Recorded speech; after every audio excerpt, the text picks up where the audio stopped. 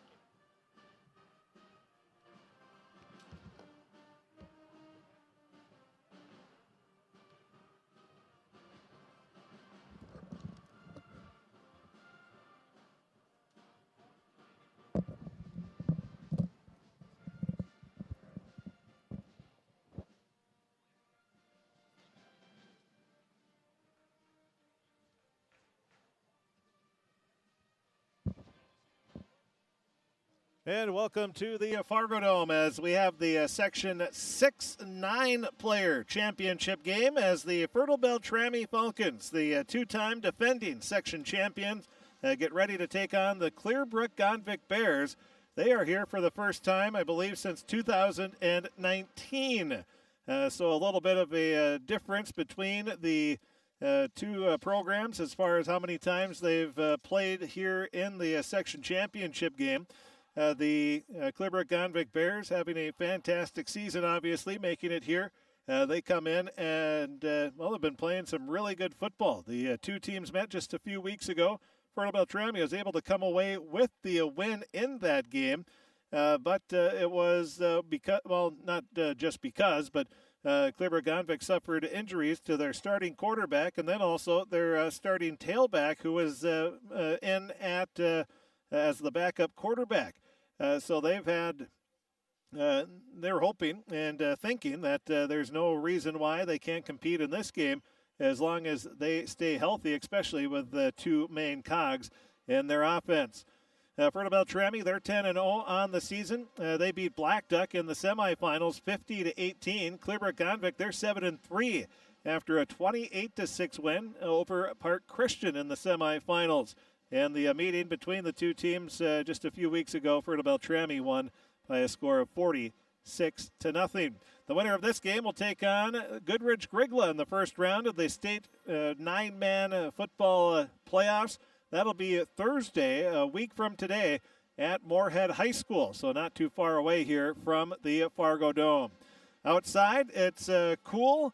And, well, I think it's safe to say both teams are very happy to be playing indoors today here in Fargo. We have 38 degrees right now, but it's sunny and 72 here in the Fargo Dome. We'll take a break. We'll be back. We had a chance to talk with both head coaches, and those interviews are going to be coming up next as we continue the Riverview Health pregame show on KROX. You can make a sweet life right here in the Red River Valley with a career at American Crystal Sugar Company. Our shift schedule offers 14 days off per month, which gives you time for family, friends, the great outdoors, and everything else you enjoy about small-town living. Entry-level positions are available, and pay starts around $18 per hour. Apply today at crystalsugar.com and share in our sweet success.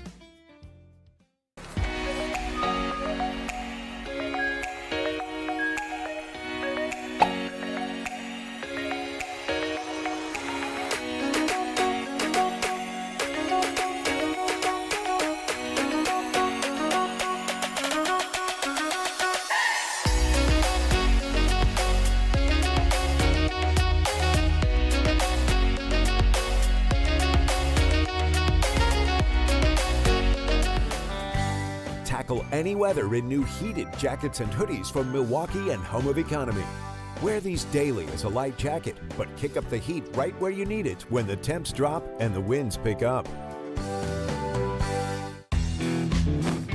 Home of Economy is your one-stop hoodie shop. With old favorites, new styles, top brands, and great selection, all at the best price. It's all here at Home of Economy.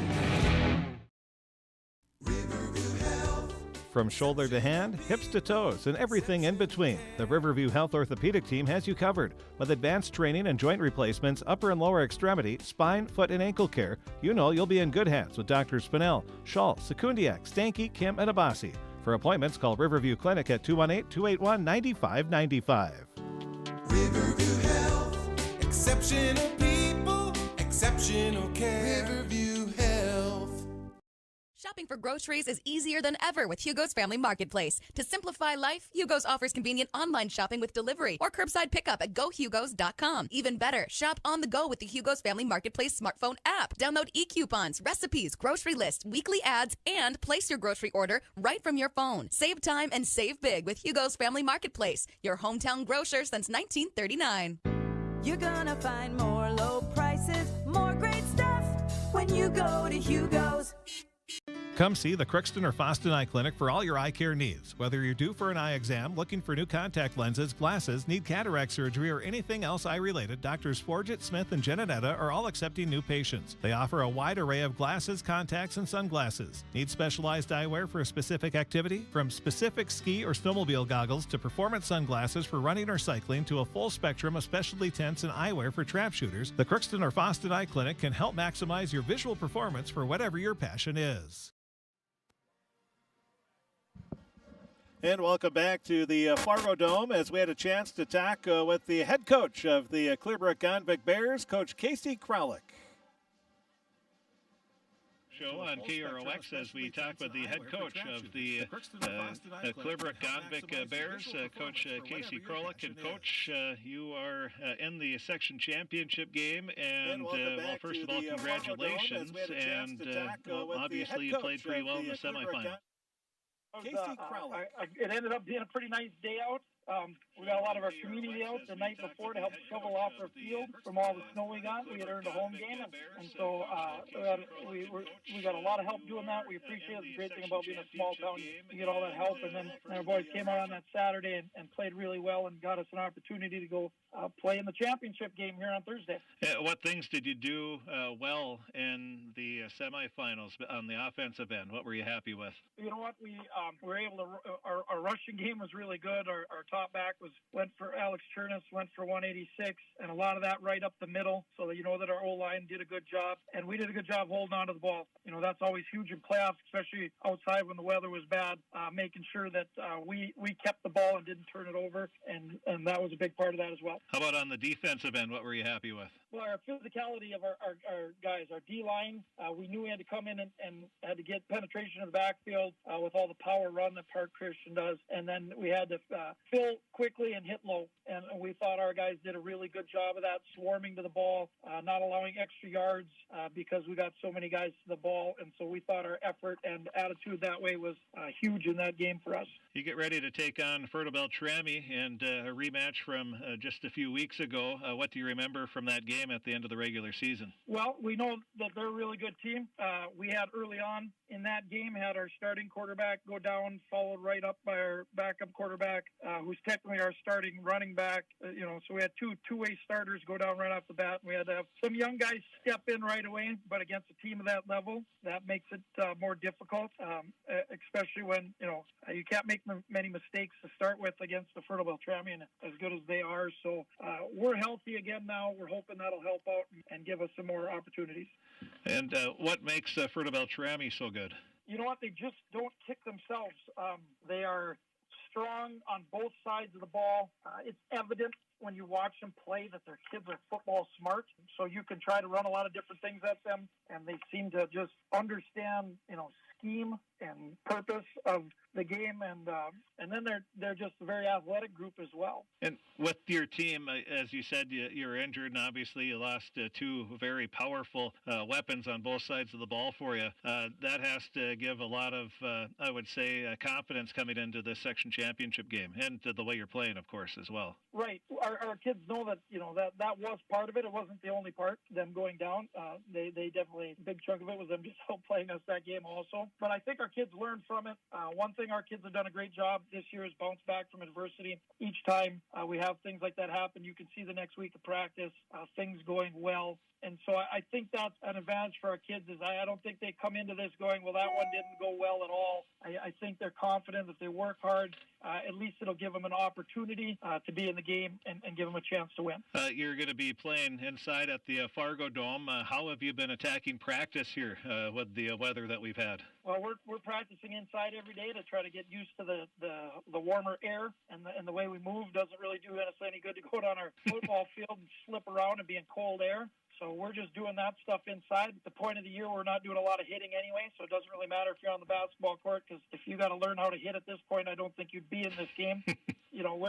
That's how we're dealing with it to adjust to going to play inside. How about the health of your team? How are you doing there? And we're good healthy-wise. We've got all our guys, which, that's rare at this time of year, but we are fully healthy. We'll be dressing everybody on Thursday. That's great. Can you narrow it down to 2 or 3 keys for a Bear victory? You know what? You just can't make mistakes, because they're going to jump on those things, and we're going to have to find a way to make some kind of big plays. There'll be a tough team to just drive it on the whole time. We got to find ways to bust a big one here or there to give ourselves an opportunity. Coach, congratulations on getting to the section championship game, and best of luck. All right, thank you very much. Appreciate it. And that is the head coach of the Clearbrook-Gonvick Bears, Coach Casey Kralik. We'll take a break. We'll be back and hear from the head coach of the Fertile-Beltrami Falcons, Coach Nelson. That's going to be coming up right after this on KROX. This is my farm. Don't come out here and tell me what I need. I need solutions that work and market options that are worth my time. Small town support that sees the bigger picture. A global network that empowers us. A co-op that's there for us every day.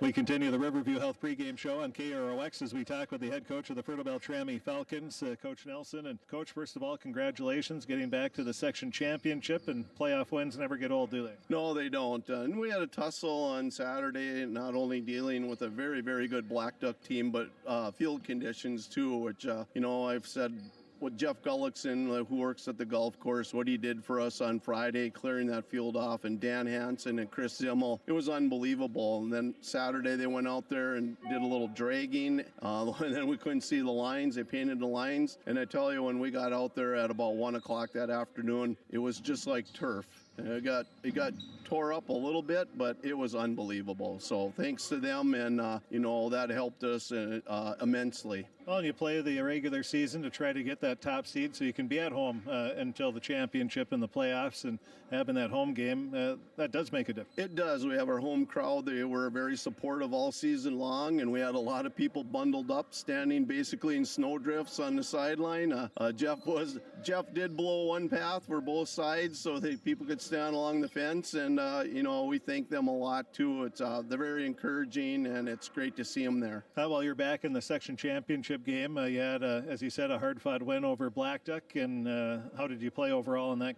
We started out very slow with a lot of mistakes, and we told the kids too, we hadn't played a game for 10 days too, with the forfeit with LaPorte on Tuesday night. So not to hang their heads, expect things like that, to have a few miscues, and we shored things up and got things rolling, and we came out with a win against a very physical and a very good Black Duck team. They had a great team this year. He graduated some great athletes off that last year's team. But if you look close, he had quite a few of his offensive linemen back. And if you have those guys back and they know what they're doing, you can put together a pretty good team. And they certainly did that. What have you been, I guess, the happiest with your team offensively this year? We've really are kind of balanced with our four backs, if you include Caden Swemby running the ball too. Not that we run him a ton. He's done a tremendous job throwing again this season. I think last year he was at 80% at the end of the regular season. This year he was in the upper 70s. And,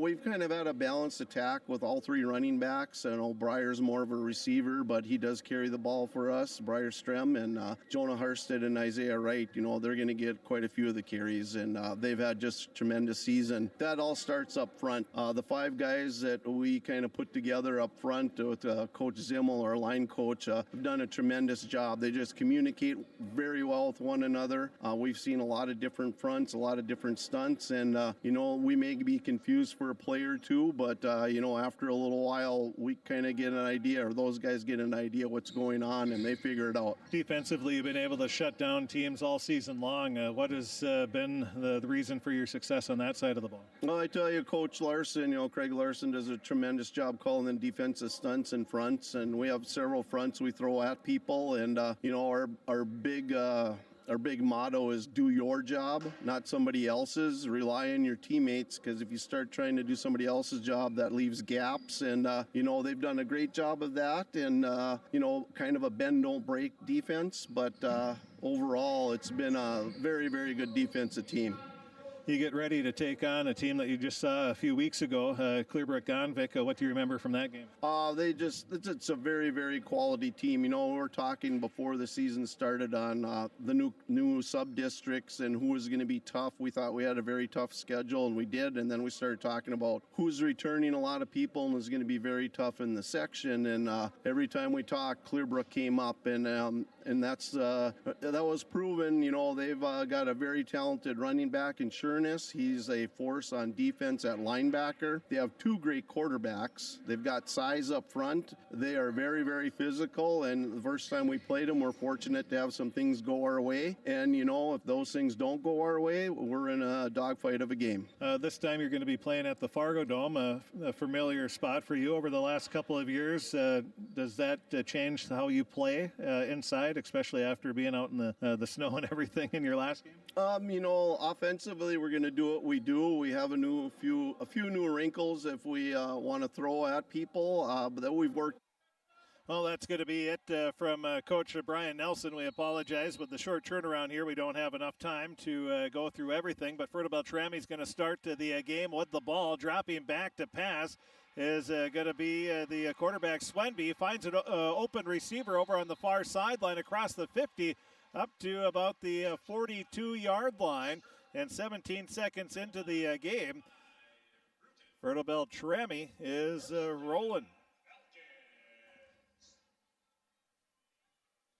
So it'll be a first down. That is the first of the game for Fertile-Beltrami.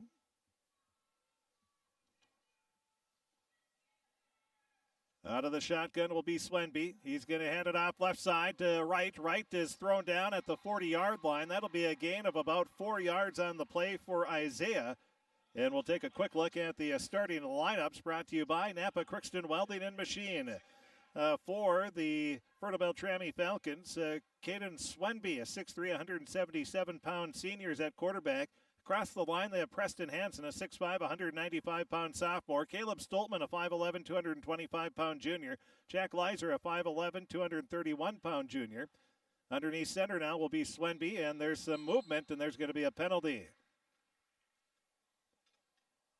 Continuing through the lineup, Easton Petrie, a 5'10", 225-pound junior, and Derek Sorensen, a 6'1", 178-pound senior, will be at a tight end spot, as is Hansen.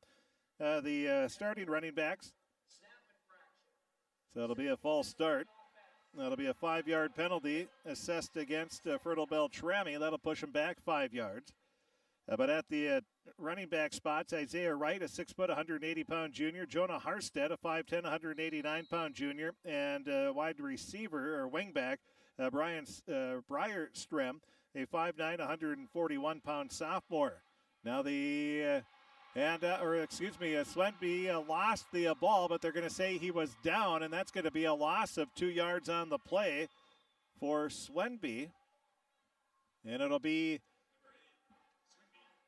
third down and about 13. Other backs we'll see are Creed Tollefson, a sophomore. Caleb Sather, a sophomore as well. Defensively for Clearbrook-Gonvick, they have a three-man front. They go with Wyatt Westrom, a 5'10", 225-pound sophomore. Cooper Wishard, a 6 foot, 180-pound junior. And Jason Defoe, a 6'4", 380-pound junior. We'll run through the linebackers and defensive backs here in a moment. Swenby out of the shotgun. He fakes the handoff, rolls out to his right. He's being chased, fires over the middle, and getting hit right away is going to be Strem. And that is going to be a gain of maybe a yard on the passing play.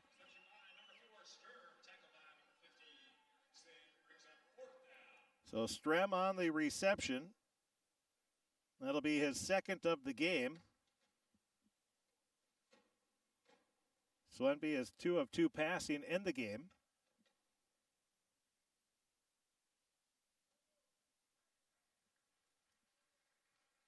And there is an injured player on the field for Clearbrook-Gonvick. He is going to be getting help off. So we've seen quite a few injuries here, and all of them have been leg injuries on this turf.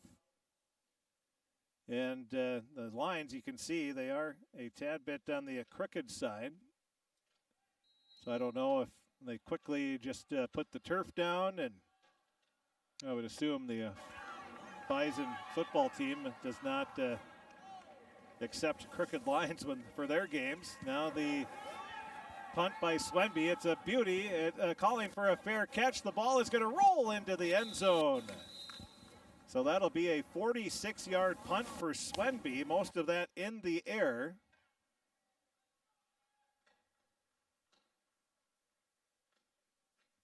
And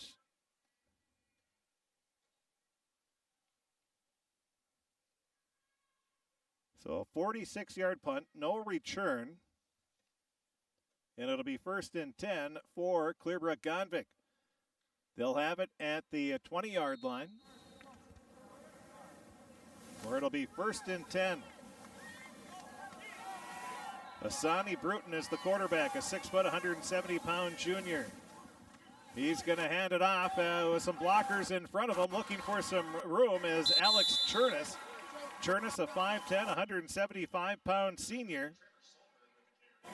Or excuse me, that was Solberg, Trevor Solberg. So he gets the carry. Up to the 29-yard line, so that'll be a 9-yard carry for Solberg. And a good start here for Clearbrook-Gonvick. 9:07 remaining in this first quarter of play.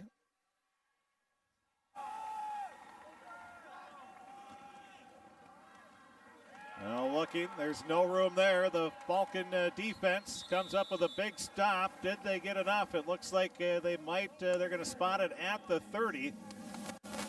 And Bruton will get the first down.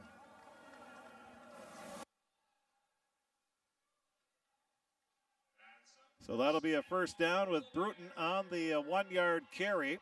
That is the first down of the game for Clearbrook-Gonvick. 8:38 remaining in this first quarter on the Draft Sports Bar and Grill scoreboard update. 1st and 10, ball's at the 30. Underneath center is Bruton. He has a man going in motion, that's Googe. Now rolling out to the near side and getting pushed out of bounds at about the 37-yard line will be Bruton on the carry. So that'll be a gain of 7 yards on the play for Bruton. He has a gain of 1 and now 7, 8 yards on 2 carries. 4 minutes into the ball game, we're still scoreless.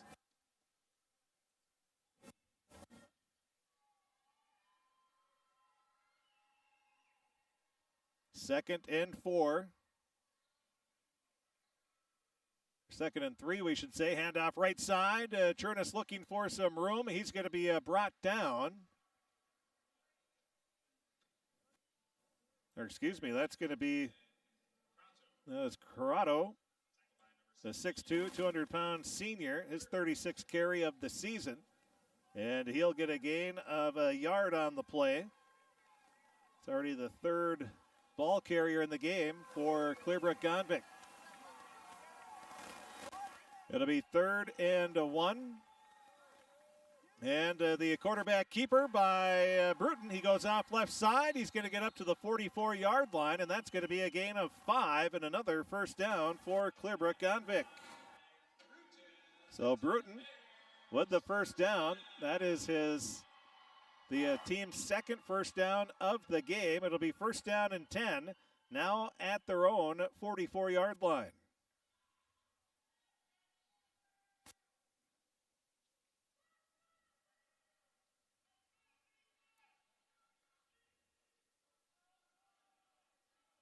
First down and 10.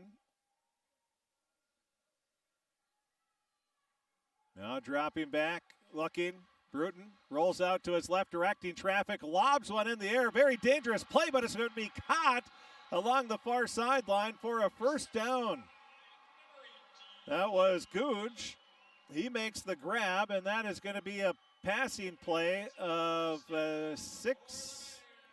That'll be 15 yards on the passing play for Googe.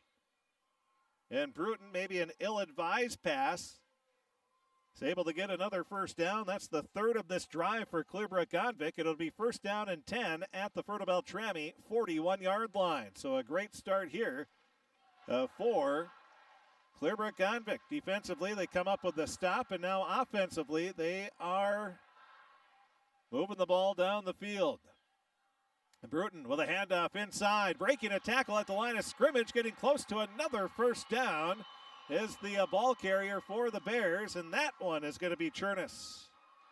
That'll be a 9-yard carry for Alex Chernus, who had 131 carries for 1,086 yards and 15 touchdowns on the season.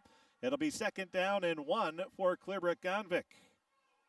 Boy, just methodically moving the ball down the field. They've had 4 different ball carriers on this drive. On the 2nd and 1, Bruton with 3 backs in the backfield. He goes under center. He'll hand it off on the right side, looking for some room is Chernus. He's going to get the first down up to about the 26-yard line. That'll be a gain of 6 more for Chernus. He has 15 yards on 2 carries. And another first down for Clearbrook-Gonvick. That is their 4th on this drive. So 15 yards for Chernus. It'll be 1st and 10.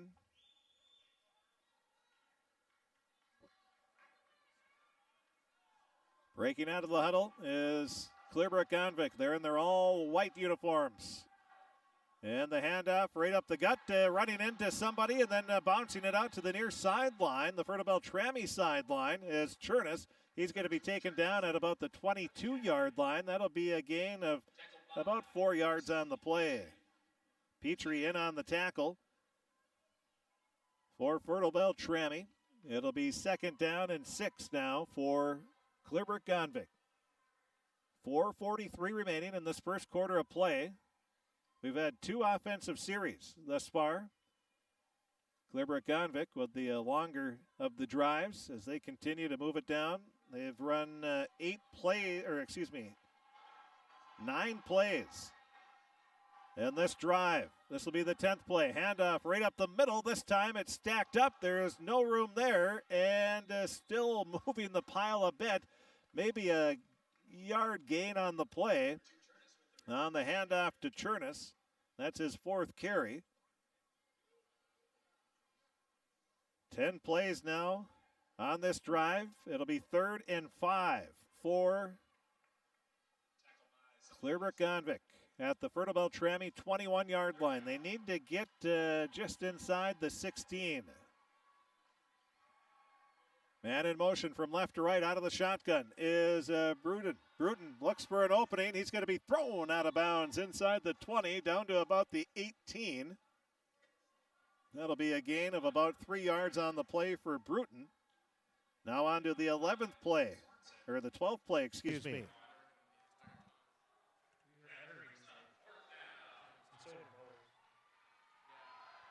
Fourth and 1. Big play here for Clearbrook-Gonvick on the 12th play of the drive.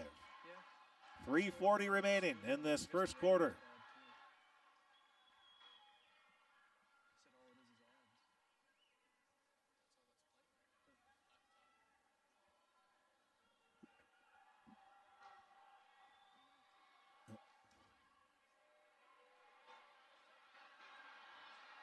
And the handoff goes right side, and coming in and getting the handoff, and that'll be another first down.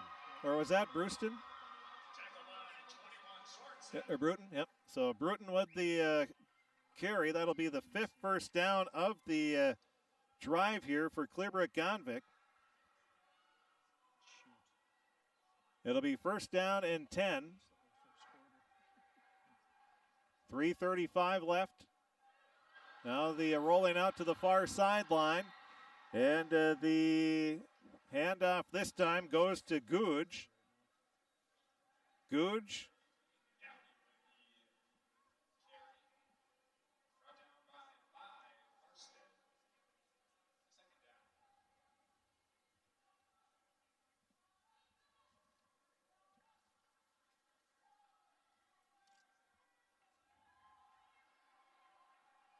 So Googe with the carry on that one. It'll be a second down and 8. Now the handoff looking over for some room on the near side, getting tackled from behind. That will be Crotto. Crotto with the carry. That'll be a gain of about 2 yards on the play as this drive continues to go. It'll be 3rd and about 5. For Clearbrook-Gonvick.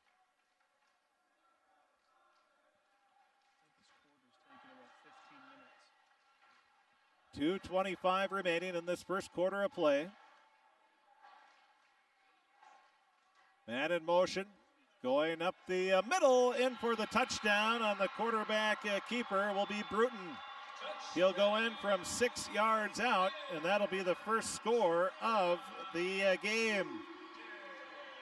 So Bruton in from 6 yards out with 2:15 remaining in this first quarter of play.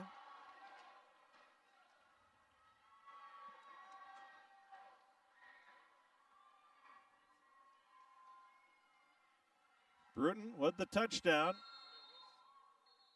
And we're going to have somebody getting out on the field late, and I think Clearbrook-Gonvick is going to have to take a timeout here for the 2-point conversion. So we'll take a quick break, and we'll be back right after this on KROX. This section championship football game on the KROX video stream is brought to you in part by Home of Economy, Crookston Eye Clinic, Hugo's Family Marketplace, Rydell Cars, CHS Ag Services, Riverview Health, Bremer Bank, American Crystal Sugar Company, Grove Mechanical, and Egg Country, all bringing you this section football championship game. And after the game, don't forget to check out the story, stats, scores, pictures, video replay, and more on our website at KROXAM.com and click on Sports. After the timeout taken by Clearbrook-Gonvick, not a situation they wanted to take the timeout. We have 2:15 remaining in the first quarter. Been a very quick first quarter here. Clearbrook-Gonvick on their first drive of the game has marched it down the field, and now they're going to go for 2. Out of the shotgun will be Bruton, the junior quarterback. Just scored his 10th touchdown rushing of the season. And now the boy scrambling everywhere, now looking. A left-handed pass into the corner of the end zone, but it's out of bounds. It'll be an incomplete pass. The pass fails, and it's 6-0 with 2:07 remaining in the first quarter of play. Clearbrook-Gonvick leading Fertile-Beltrami will have the kickoff right after this 1-minute timeout. Farming today doesn't always feel the same way it used to. Then again, some of it feels all the same. Maybe it isn't so much the jobs that changed, but how they get done. Now that's a different story. Efficiencies are critical, which is why you need a lender who will find the right loan structure for a strong financial future. You need a lender to look out for your whole farm operation. Ag Country. With the fall season right around the corner, Grove Mechanical in Crookston is ready to prepare you for winter. They suggest having your heating system serviced regularly to keep things running smoothly. A skilled technician will clean and service your heating equipment to ensure safe and efficient operation. It's never too early to get ready for the upcoming winter season. Before the cold sets in, call Grove Mechanical today, your hometown heating and cooling professionals. Give them a call, 218-281-3863, or visit their website, grovemech.com. Well, the kickoff by Clearbrook-Gonvick, a pretty good return for Fertile-Beltrami as they get pushed out of bounds at the 38-yard line. It'll be 1st and 10 for Fertile-Beltrami at the 38. That was a 15-play drive for Clearbrook-Gonvick. 15-play. 15, 20, 25...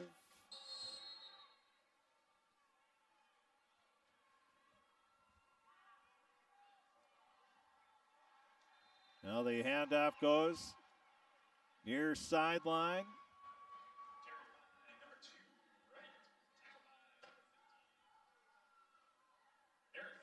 So the handoff goes to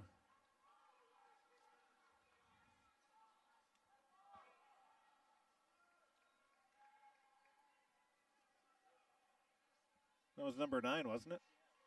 Okay. So the handoff went to Preston Hansen. Now the Falcons right up the middle across the 50 up to the 40. So after a 4-yard carry for Hansen, Wright will get the carry this time, and that's going to be all the way up to the 47-yard line. And about a 10-yard gain for Wright. He now has 14 yards on 2 carries. And a first down for Fertile-Beltrami. Now looking down the field, Swenby has an open receiver, but just overshoots the streaking Isaiah Wright. Well, they had Wright open, but just overthrowing them there was Swenby. Maybe got a little too excited when he saw his receiver wide open. So an incomplete pass.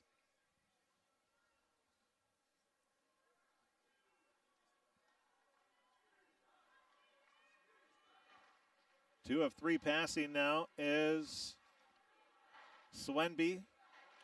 He's underneath center, has 1 receiver split out to the far side, 2 backs in the backfield. Handoff goes right side and a big hole up the middle. Breaking a tackle, going all the way in from 47 yards out is going to be Jonah Harstead. That'll be his 12th rushing touchdown of the game and a 47-yard run for Harstead. Answering quickly is Fertile-Beltrami on a big strike there for Jonah Harstead. And before the game, I was talking with Coach actually during halftime when Fertile-Beltrami and Clearbrook-Gonvick were out warming up. I was talking with the coaches, and Coach Steffes looked at Coach Nelson and said, Harstead's going to have a big game. Well, he had a big run there with 47 seconds left in this first quarter. A 47-yard run for Harstead. Handoff goes to Wright. He cuts it back to the middle. He goes in for the 2-point conversion. And Fertile-Beltrami takes an 8-6 lead with 47 seconds remaining in the first quarter of play. We'll be back with the kickoff. That's going to be coming up right after this 1-minute timeout. You can make a sweet life right here in the Red River Valley with a career at American Crystal Sugar Company. Our shift schedule offers 14 days off per month, which gives you time for family, friends, the great outdoors, and everything else you enjoy about small-town living. Entry-level positions are available, and pay starts around $18 per hour. Apply today at crystalsugar.com and share in our sweet success.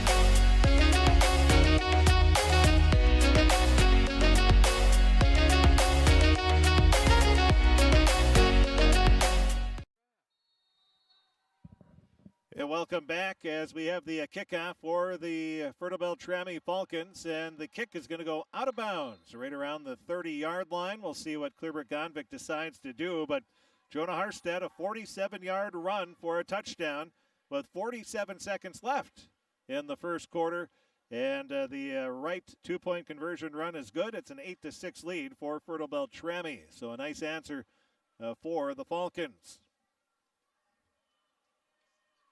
So it looks like Clearbrook-Gonvick going to make Fertile-Beltrami kick this off again.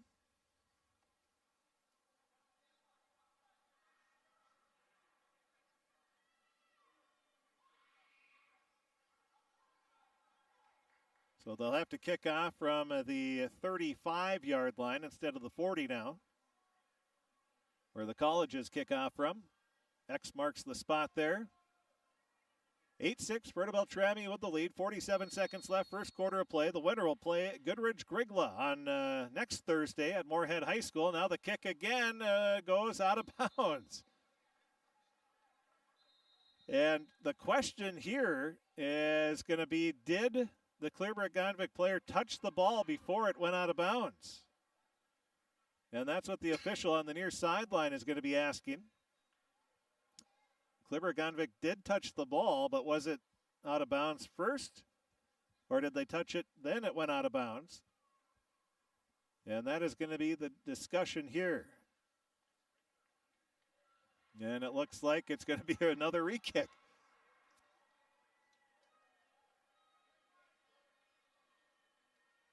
So now we'll mark it back to the 30-yard line. And kicking again will be Fertile-Beltrami.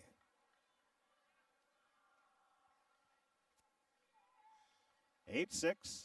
Fertile-Beltrami answers about a minute and a half later after Clearbrook-Gonvick scored on their first 15-yard drive of the game, or 15-play drive, excuse me.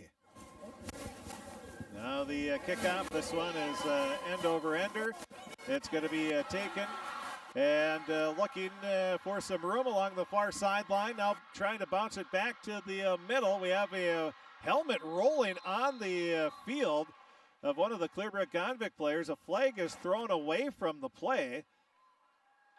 And Clearbrook-Gonvick will have the ball 1st and 10 at their own 47-yard line.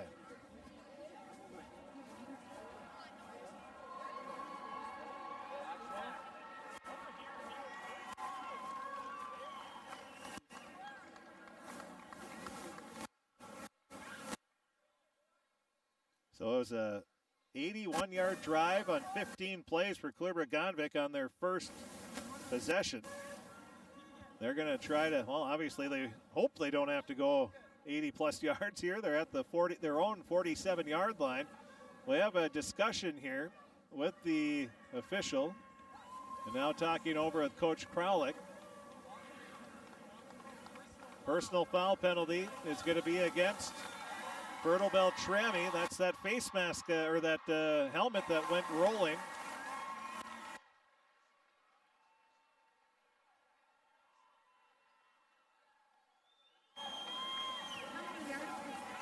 So a 15-yard penalty on the personal foul. It'll be a first down.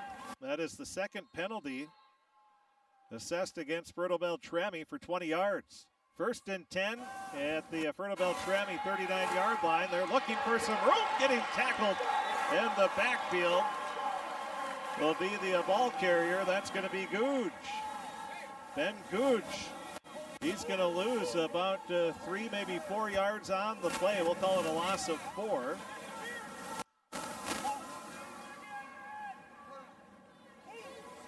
So 2nd and 14. Ball is back at the Fertile-Beltrami 42-yard line now. 5 seconds left, and that's going to be the end of the first quarter of play. 8-6, Fertile-Beltrami leading at the end of the first quarter. It'll be 2nd and 14 for Clearbrook-Gonvick. And to start the second quarter, that'll be coming up right after this 1-minute timeout. Shopping for groceries is easier than ever with Hugo's Family Marketplace. To simplify life, Hugo's offers convenient online shopping with delivery or curbside pickup at gohugos.com. Even better, shop on the go with the Hugo's Family Marketplace smartphone app. Download e-coupons, recipes, grocery lists, weekly ads, and place your grocery order right from your phone. Save time and save big with Hugo's Family Marketplace, your hometown grocer since 1939. You're gonna find more low prices, more great stuff when you go to Hugo's. Come see the Crookston or Foston Eye Clinic for all your eye care needs. Whether you're due for an eye exam, looking for new contact lenses, glasses, need cataract surgery, or anything else eye-related, Doctors Forget, Smith, and Janetta are all accepting new patients. They offer a wide array of glasses, contacts, and sunglasses. Need specialized eyewear for a specific activity? From specific ski or snowmobile goggles to performance sunglasses for running or cycling to a full spectrum of specialty tents and eyewear for trap shooters, the Crookston or Foston Eye Clinic can help maximize your visual performance for whatever your passion is. Well, we get ready to start the second quarter of play. Clearbrook-Gonvick will have the ball. It'll be second down and 14 at the Fertile-Beltrami 42-yard line. 8-6 Fertile-Beltrami with the lead. And they have the head official. His wireless mic is now working, so we can hear him on penalty descriptions now.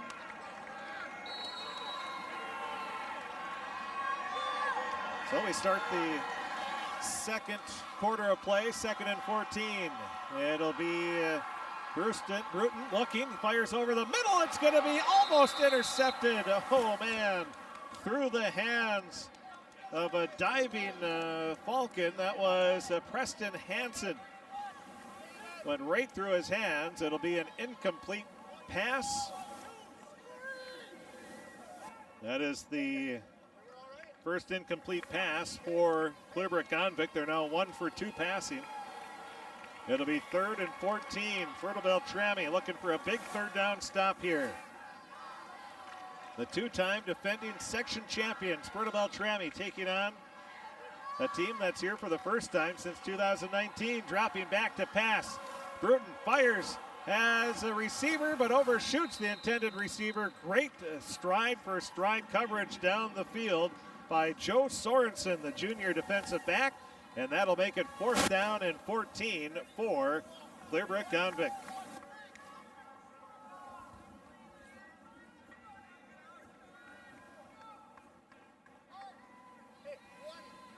Now 4th and 14. That seems to be a long way to try to go for it here. The punter is Colin Crotto. He has 13 punts for a 33.3-yard average on the season, and he is looking like he's going to punt here.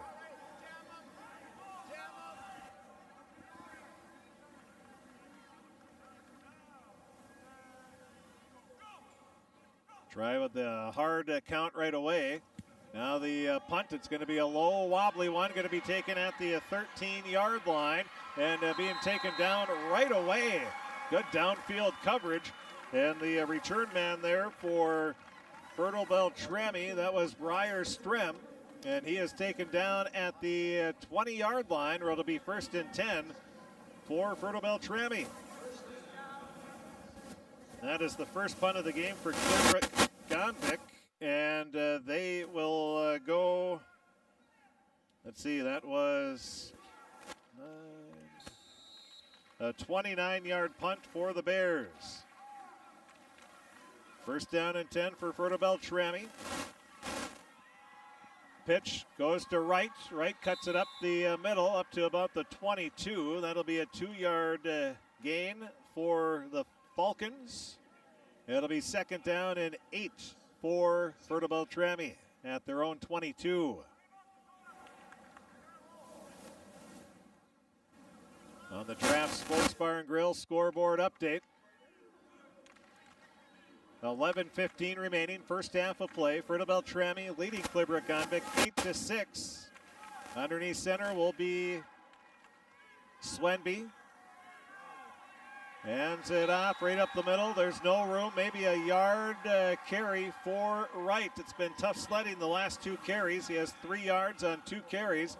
And it'll be 3rd and 7. Westrom in on the tackle for Clearbrook-Gonvick.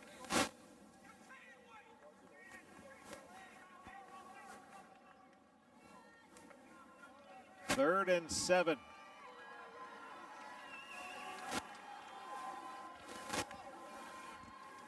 Swenby fakes the handoff. He's looking to pass. Has a receiver wide open down the field at the 50. Making the grab, looking for some room and trying to pull away. Oh, he gets tripped up at the 10. Slides down at the 9. Oh, man.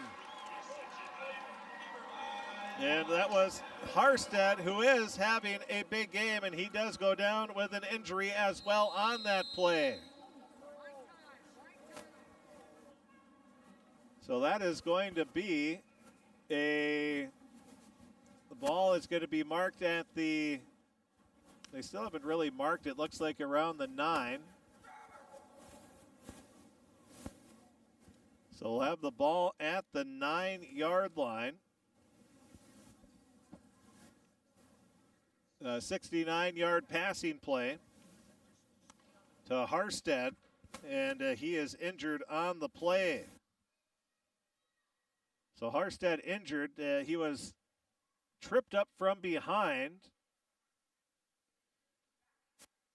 And they're taking a look at him right now. But Harstead has had a 47-yard run and a 69-yard reception over the middle. And with 10:22 remaining in this first half of play, we'll take an injury timeout as it will be 1st and goal, we believe, at about the 9-yard line. In that ballpark, we'll take a break, and we'll be back right after this. This is my farm.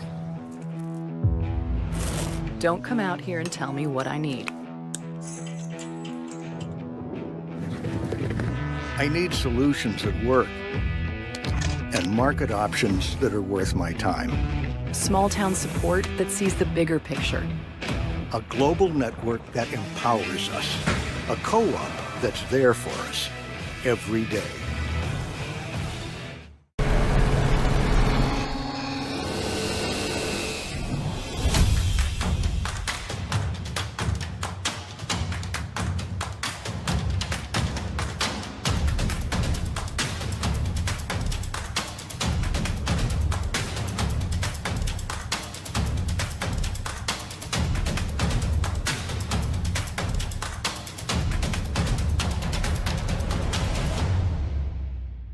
Farming today doesn't always feel the same way it used to. Then again, some of it feels all the same.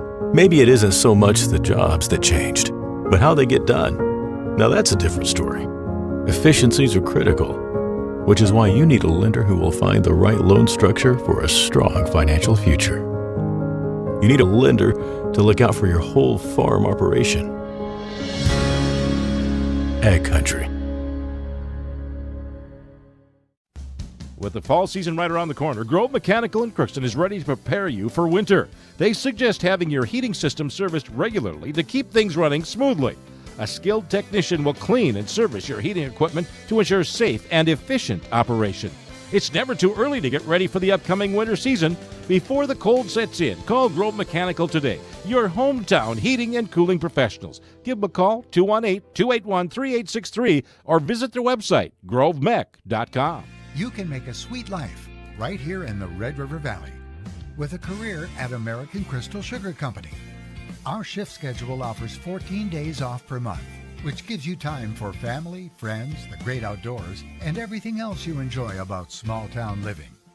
Entry-level positions are available, and pay starts around $18 per hour. Apply today at crystalsugar.com and share in our sweet success.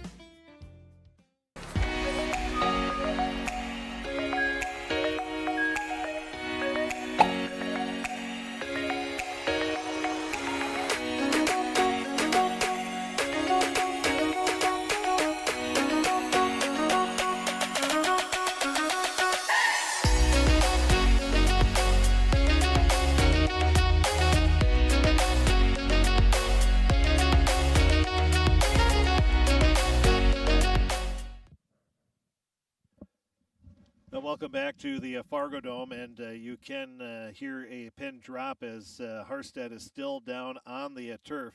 We watched the replay of it, and it's really tough to tell what might be wrong. It's a lower leg injury, or a leg injury, we know that, but he is still down on the ground, and just really tough. Obviously, the players knew right away because they were waving the medical staff over as soon as he went down, and hoping maybe, they have now the EMS is going to be coming out onto the field.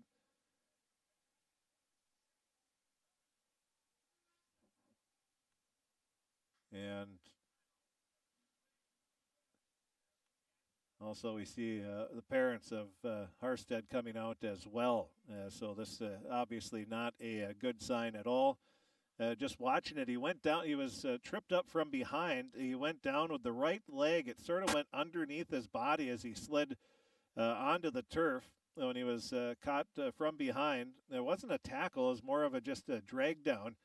And so I'm not sure if his leg got caught underneath him when he went down or what happened, but maybe just, yeah, it's really hard. I mean, there was really nobody when he went down close to him. He just got tripped up from behind, and so it's really just, you hear this in football a lot, just a freak injury. He made the grab at about the 50-yard line and was trying to pull away, and it just tripped, and he got caught with the left, maybe the arm on the left leg, and as soon as his teammates got over, so I wonder if it's definitely a lower leg injury, and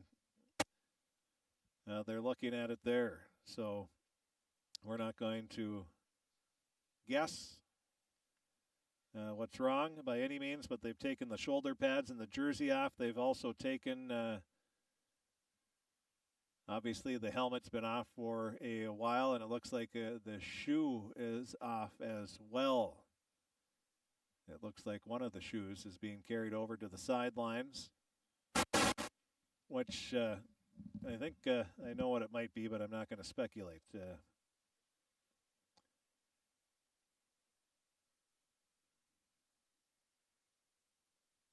And Harstead is still down on the turf, and there's not much more we can tell you at this point other than Harstead. We did the math again. It is a 68-yard passing play for Harstead. And obviously everybody is quiet here in the Fargodome. 10:22 remaining in this first half of play. 8-6 is the score.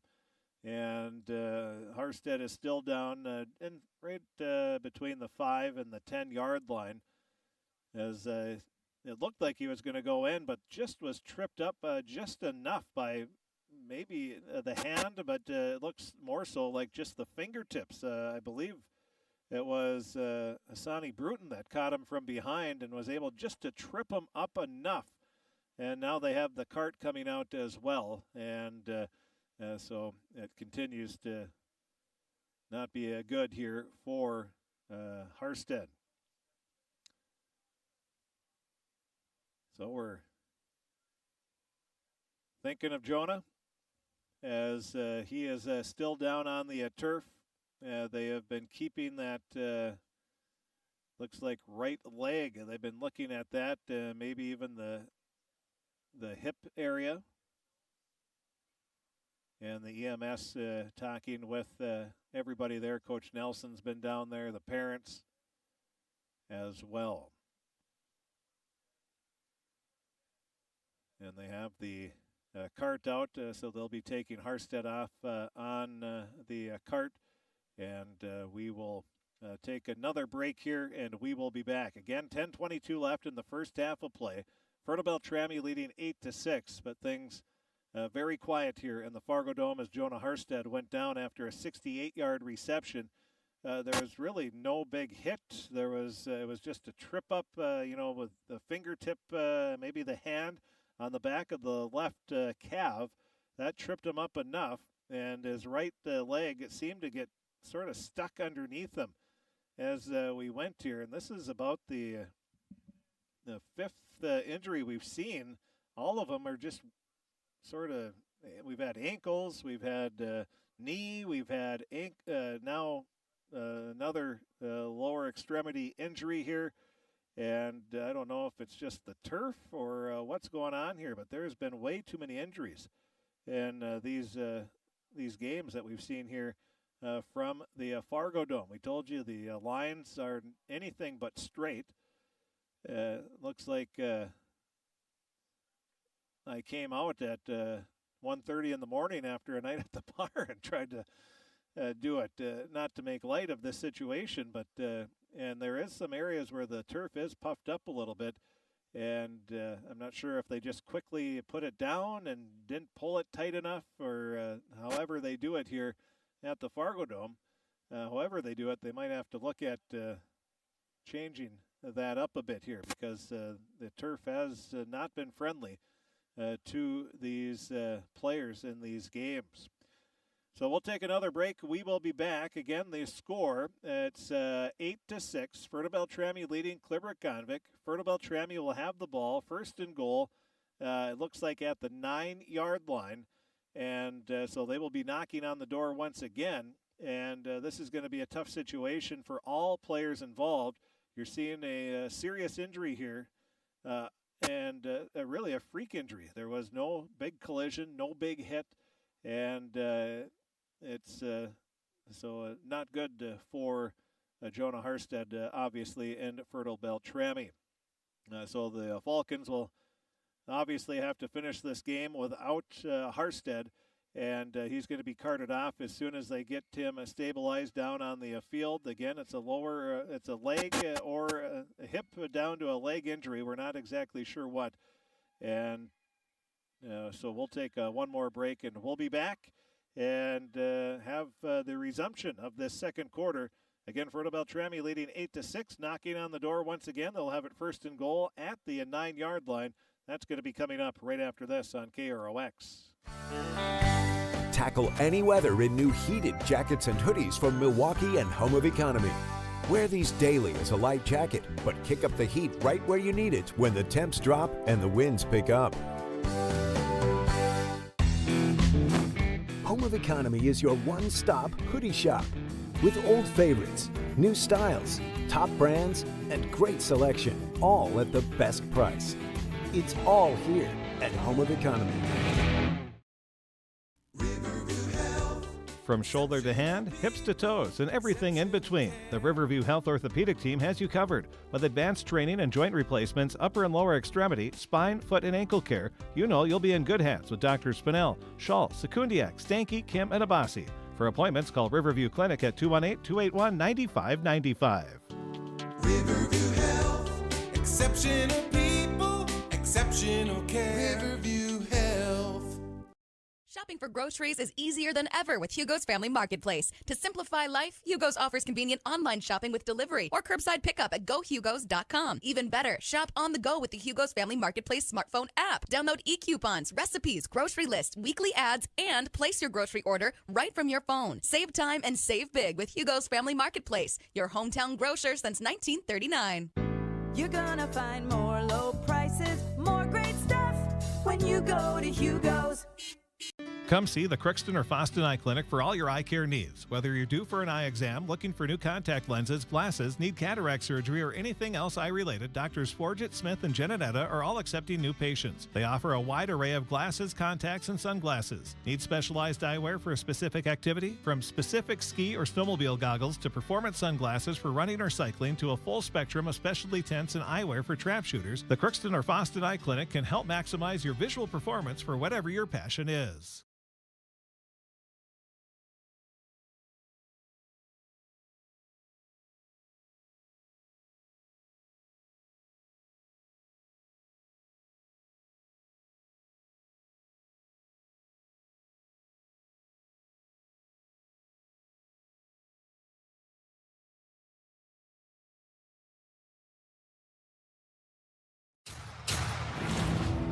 This is my farm.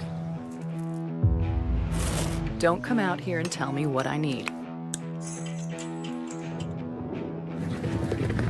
I need solutions that work and market options that are worth my time.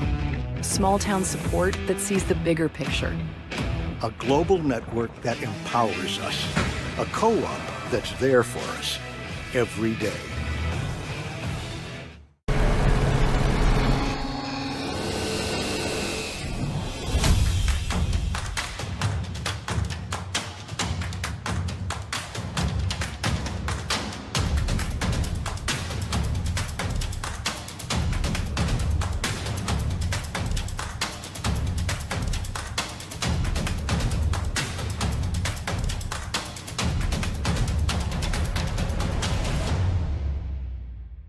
Farming today doesn't always feel the same way it used to. Then again, some of it feels all the same.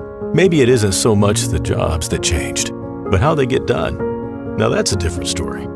Efficiencies are critical, which is why you need a lender who will find the right loan structure for a strong financial future. You need a lender to look out for your whole farm operation. Ag Country.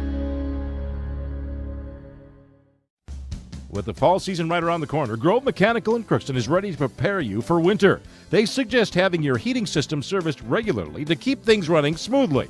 A skilled technician will clean and service your heating equipment to ensure safe and efficient operation. It's never too early to get ready for the upcoming winter season.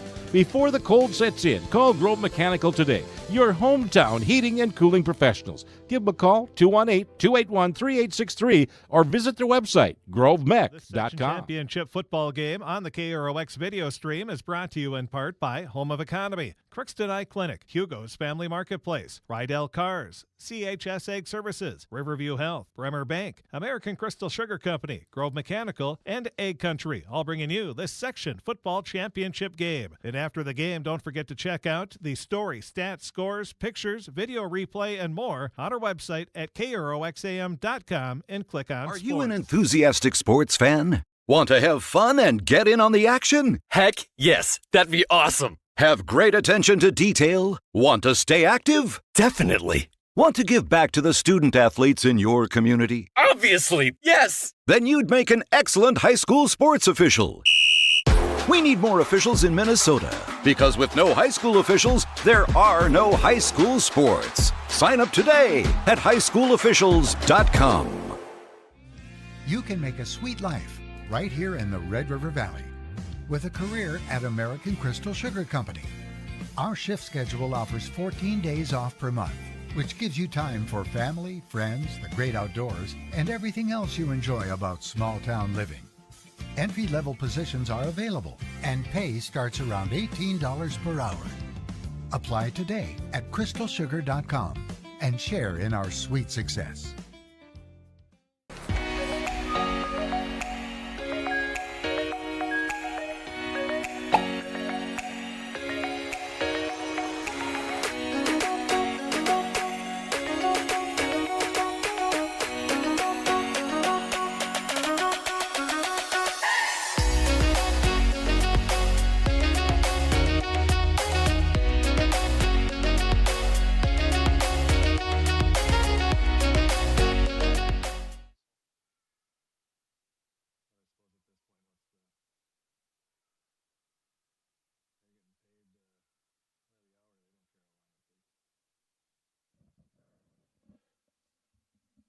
Welcome back to the Fargodome, and they have now brought the stretcher. They're going to bring him out, and so instead of carting Jonah Harstead off and the Fertile-Beltrami, some of the players are going to be going out. I'm not sure if they're going to help, but Jonah Harstead, it is a leg injury. There's no doubt there, and Jonah's teammates, well, Jonah knew right away too, but Jonah's teammates, as soon as he went down, they started waving him over, and it looks to be, well, it is a leg injury, and that's all we're going to say now, but we can tell you it is not a good one. Obviously, with the stretcher coming out as well. So after a huge play, 68-yard pass from, you have Swenby. He finds Harstead for a first down, 68-yard pass. things are going well, and then all of a sudden you have this injury at the end of the play on just a freak. He was caught from behind, and all it was just a hand to the back of the calf of the leg that isn't injured. And when he went down, his right leg got caught underneath him, and just a very awkward way he got caught underneath him. Sort of went back underneath, and then he rolled over, and the right leg is the injured leg. And now they're going to try to get him onto the stretcher here.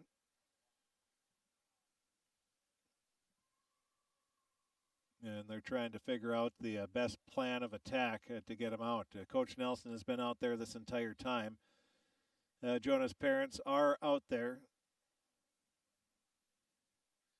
And obviously a tough time here. And now Fertile-Beltrami, they've got to come out and play the rest of the game here for Jonah, who is going to have to miss the rest of the game. He'll be going right to the hospital. I'm sure x-rays and everything else are going to be done when he gets to the hospital probably, we hate to say it, probably have to have some surgery as well.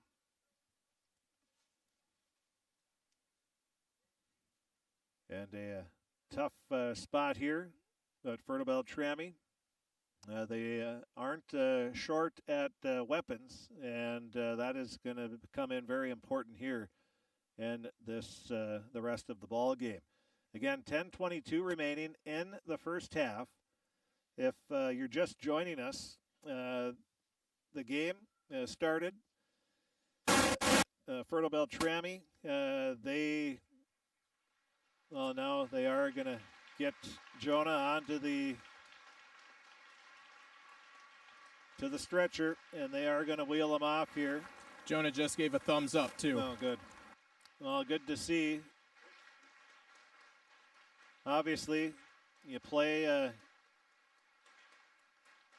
all season to get to this point. Nice touch by Clearbrook-Gonvick, giving it a nice round of applause. Of course, Fertile-Beltrami fans giving a round of applause, too. And this is where you realize football, it's just a game. Also, the Mahnomen-Waubun team, they are over here in this end zone, too, about 20 yards away, and they were sitting out here giving their support and a round of applause, too. And all these guys, they know each other. They play against each other in other sports. And as a player, you never want to see another injury. No matter how much you dislike the other team, you never want to see an injury because you know that could be you on the next play. And especially in football. More so than most sports, and even though soccer is the most dangerous sport as far as injuries go in the United States, in the high school ranks anyway, as far as injuries. But I've had a daughter that had to have surgery because of tennis. So, meniscus tear. So you just never know when you're active. Injuries can come up anytime. Again, giving the thumbs up is Jonah Harstead. That is great to see that he's able to do that. He's waving both hands as he goes out, letting everybody know he's going to be okay. That's the good news. The bad news is Jonah will have to miss, obviously, the rest of the game. And, again, we don't like to presume things, but it's pretty safe to say if Fertile-Beltrami goes on to the state tournament, Jonah is going to be cheering his team on from the sidelines. So, well, they're going to give both teams some warm-up time, which is a nice, the right thing to do here by the officials. They've been sitting here for, I didn't even think to start the timer, but it's been a while, so they're going to give both teams a chance to warm up. Right now, I think Fertile-Beltrami, their players, they're huddled up, and a tough speech. There is no speech here as a coach. How do you give the speech? Say, hey, we just lost a guy. He's being carted off. Let's win one for the Gipper type of thing. You really can't. This is a very tough position, but Coach Nelson is going over, and I'm sure he's saying, hey, okay, Jonah's gone. He is off on the way to the hospital. And the good news is, here in Fargo, you have a wide variety of great medical facilities to attend or to go to. But he's talking with his team saying, hey, we got to punch one in here. Let's add another one on the 1st and goal from the 9-yard line is where Fertile-Beltrami will have it. And we have, again, 10:22 left in this first half of play. Jonah Harstead went down with a very serious leg injury, and he is carted off. He's been taken to the hospital via an ambulance, and he did give the thumbs up, did wave both hands to let everybody know in the long run he is going to be okay. So a tough spot, but Fertile-Beltrami, they can play the rest of this game. I think Fertile-Beltrami saying, hey, we're ready, let's go. That's what you like to see. And so it'll be the Falcon ball. They're in their red uniforms. They have the white numbers, black trim. Caden Swenby over on the sideline. He's waving his center over to take a couple snaps here.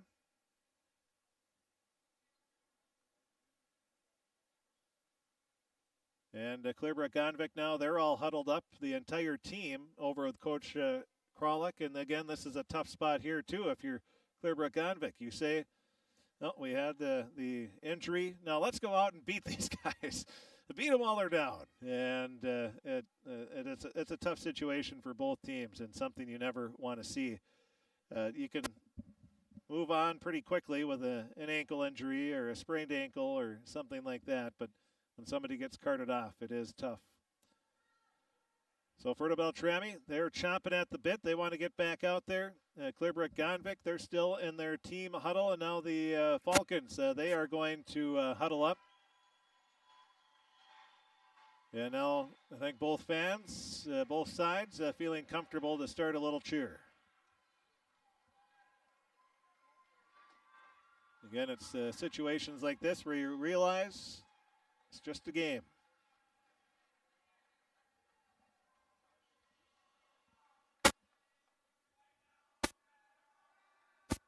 And Fertile-Beltrami, for the first time since the injury, they are showing a little fire. Is that all? Yep. So they are breaking out, and both teams are ready to go here.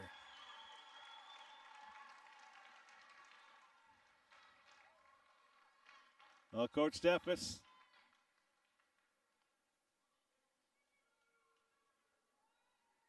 Are they? No, that's not a good sign there.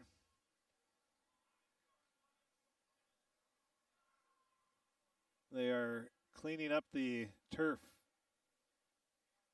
where Harstead was.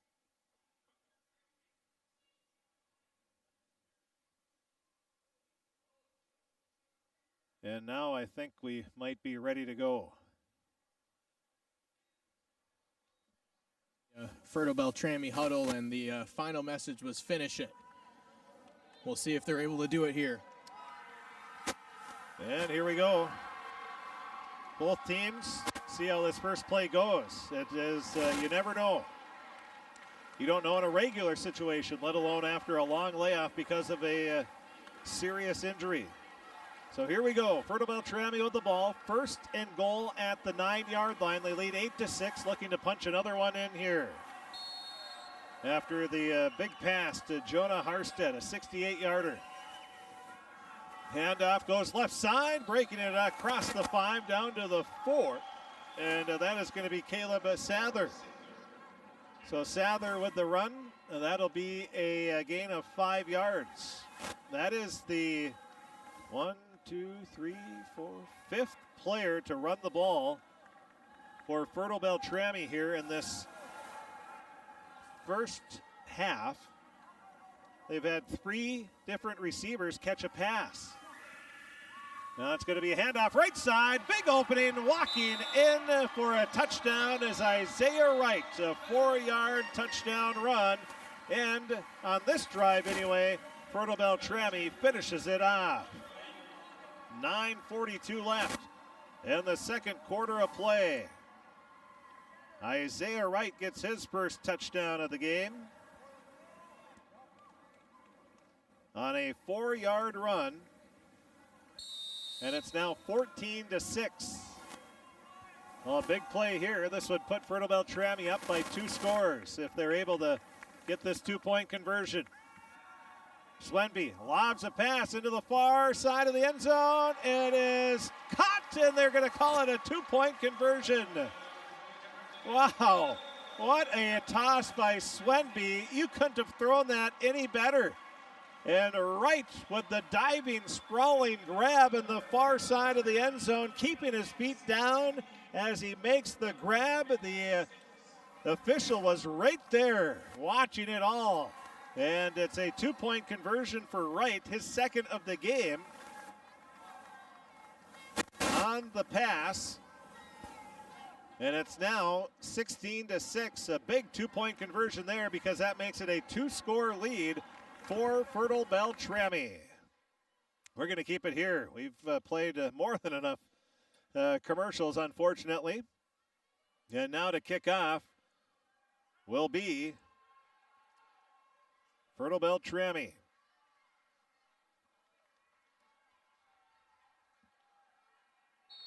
Kicking off will be Easton Petrie.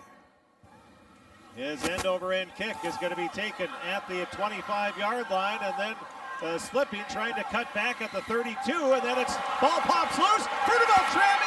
Oh, they had it, but were they able to stay on top of it? The officials say yes. They did. Who was that jumping on top? That was Creed Tollefson who hopped on the ball. So Tollefson, boy, he's fired up, and he should be. That's exactly what Fertile-Beltrami needed as they knocked the ball loose. The ball is recovered at the 38-yard line, and Fertile-Beltrami going to have it first down and 10 at their own 38. And there's the excitement and the fire the Falcons really needed. They get the touchdown to finish off that drive that was really sparked by that 68-yard Harstead reception. And now they force a fumble recovery on the kick return. Now it's a handoff to Wright. Big hole at the 30, 25, 20, 15, 10, 5, touchdown!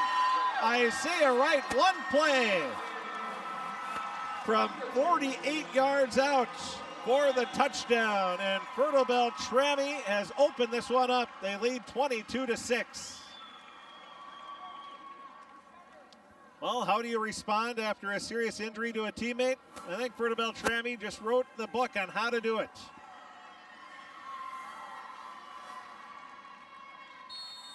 "17 seconds after they score their first touchdown of the second quarter, they add another. 9:25 remaining.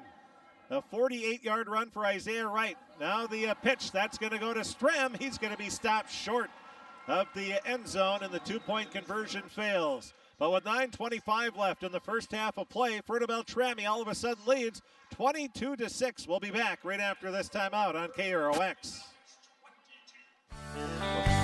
Tackle any weather in new heated jackets and hoodies from Milwaukee and Home of Economy. Wear these daily as a light jacket, but kick up the heat right where you need it when the temps drop and the winds pick up.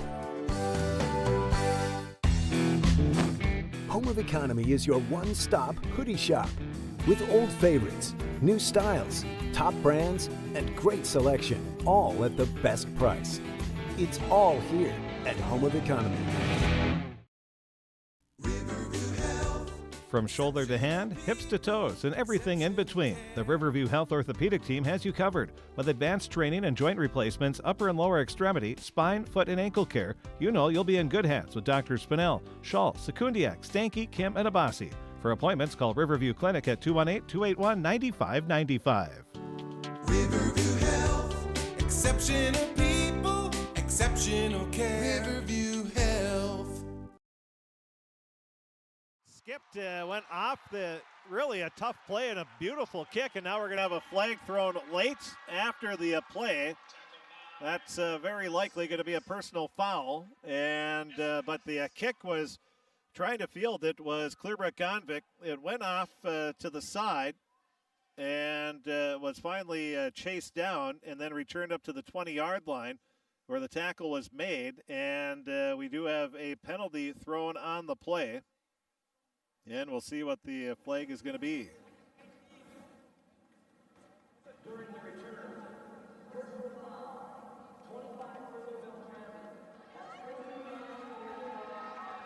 So it'll be unsportsmanlike against Fertile-Beltrami. That'll be their second personal foul penalty of the game. They have 3 penalties now for 35 yards they've been assessed. Clearbrook-Gonvick had 5 first downs, all of those coming in the first quarter. Now they'll have the ball. Quarterback is Bruton, and he is going to hand it off to Turnus, the senior running back. He'll run over a defender across the 40 up to the 43-yard line. That'll be a gain of 8 yards on the play. 1, 2, we'll call it 7 yards on the play. He has 32 yards on 6 carries. It'll be 2nd and 3 for Clearbrook-Gonvick. They're going right to left as we look down at Gate City Bank Field here in the Fargodome. Hand off up the middle to Turnus. He's going to be stopped right away. Maybe gets a gain of a yard on the play. Then on the tackle, let's see, it looks like coming off the Jack Leiser was one of those. And also Easton Petrie.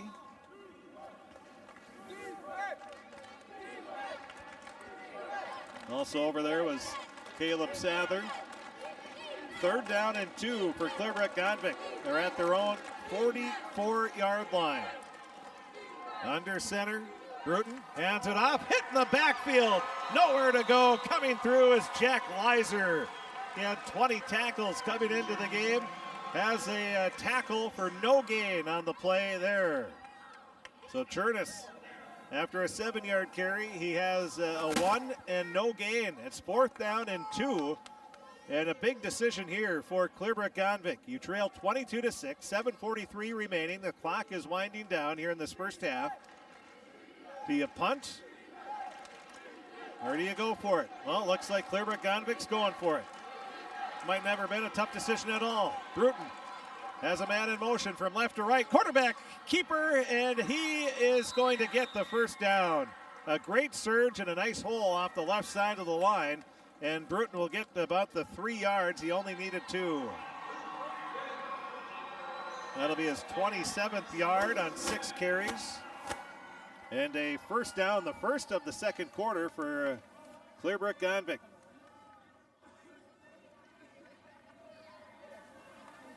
There's been 1 fumble. That was by Clearbrook-Gonvick. They lost that on the kick return. 7 minutes remaining in the first half. 22-6, Fertile-Beltrami with the lead. Now man in motion from right to left. Bruton out of the shotgun, comes over to the near side. He is tackled out of bounds. Coming over to make that hit for Fertile-Beltrami was Preston Hansen, who's had a nice game. That'll be a gain of about 2 for Bruton.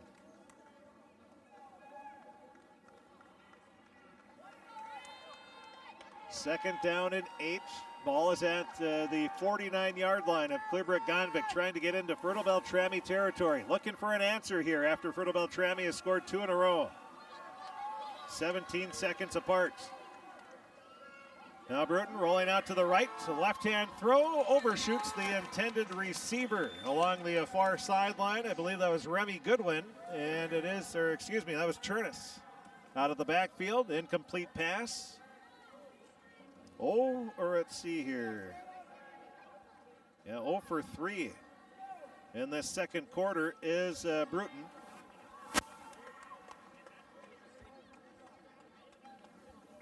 It'll be 3rd down and 8 for Clearbrook-Gonvick.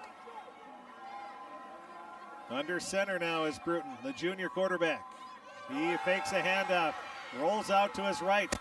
The southpaw is looking down the field. He is going to be hit, and that'll be a quarterback sack.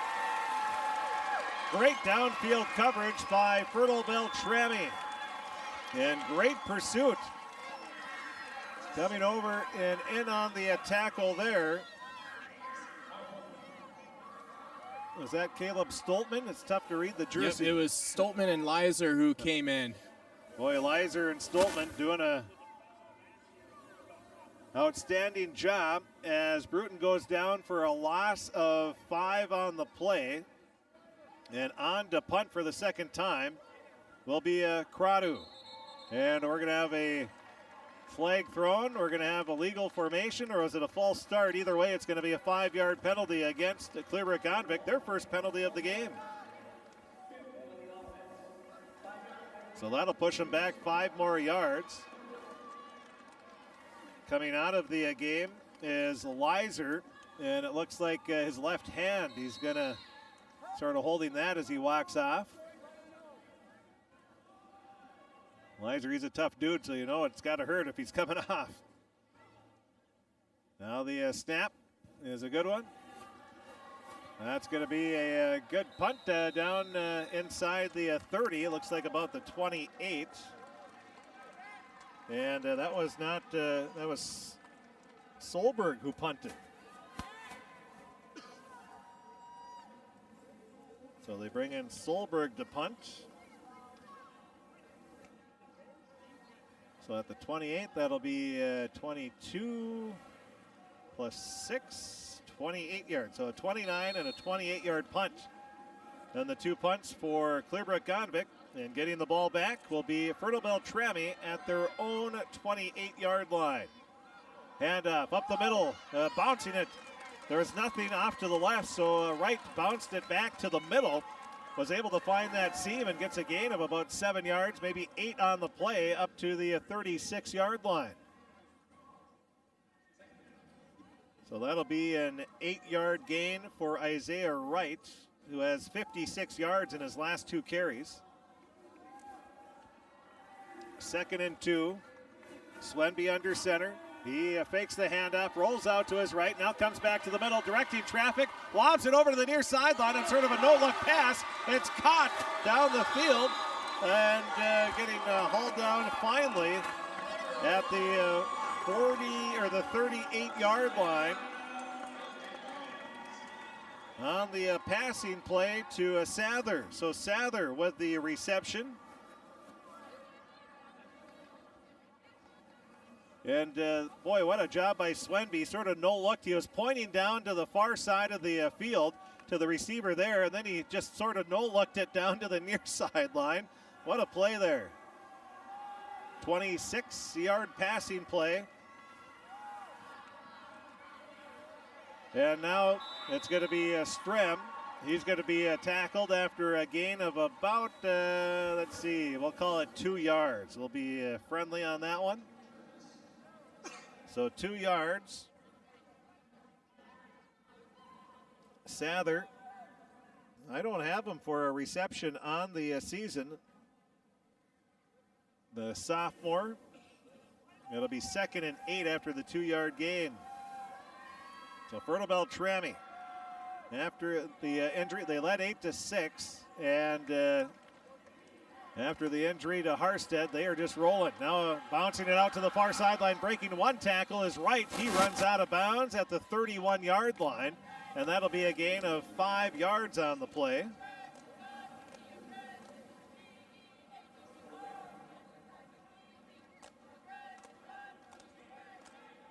So it'll be 3rd and about 3, we'll call it.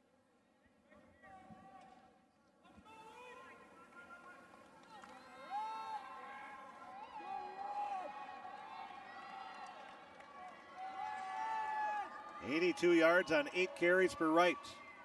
Handoff, this will go to Sather. Sather breaks a tackle, gets down to the 20-yard line, and that'll be about a 10-yard carry for Sather. That's his 2nd carry. He now has 15 yards on 2 carries. And it'll be 1st and 10 for Fertile-Beltrami at the Clearbrook-Gonvick 20-yard line. We have 3:41 and counting remaining here in this first half as the clock continues to wind down. Another first down for the Falcons. That is their 7th of the game. Swenby hands it off. Right bounces out to the near sideline. He has an opening, breaks a stiff arm, and he goes in for a touchdown. Right, a 20-yard run. He now has 102 yards on 9 carries, and that is his 3rd touchdown in a row. We call that the natural hat trick. 3 in a row. 3:21 remaining. Isaiah Wright with his 3rd straight touchdown. And now it'll be Swenby. He's going to fire into the end zone for the 2-point conversion. Wide open was Strem.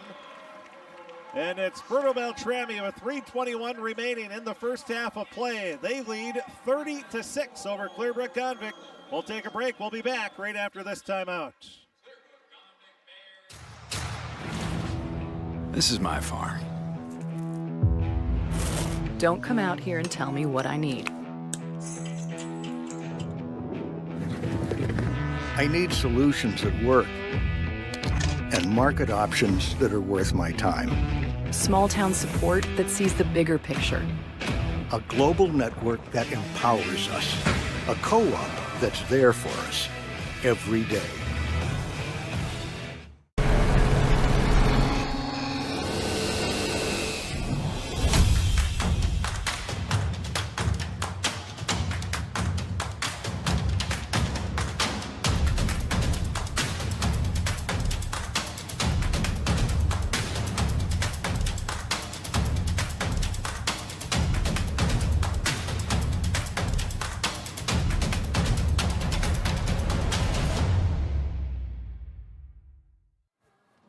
Isaiah Wright with 3 touchdowns here in the 3rd quarter. Fertile-Beltrami leading 30-6. Now the short kick is going to be taken, running and getting pushed out of bounds around the 45-yard line. Will be Clearbrook-Gonvick's Ben Googe, the senior, 6 foot, 180-pound senior. And Clearbrook-Gonvick going to have great field position. They're going to mark it all the way up to the 48-yard line, it looks like. So it'll be 1st and 10 at the 48 in in Clearbrook-Gonvick territory.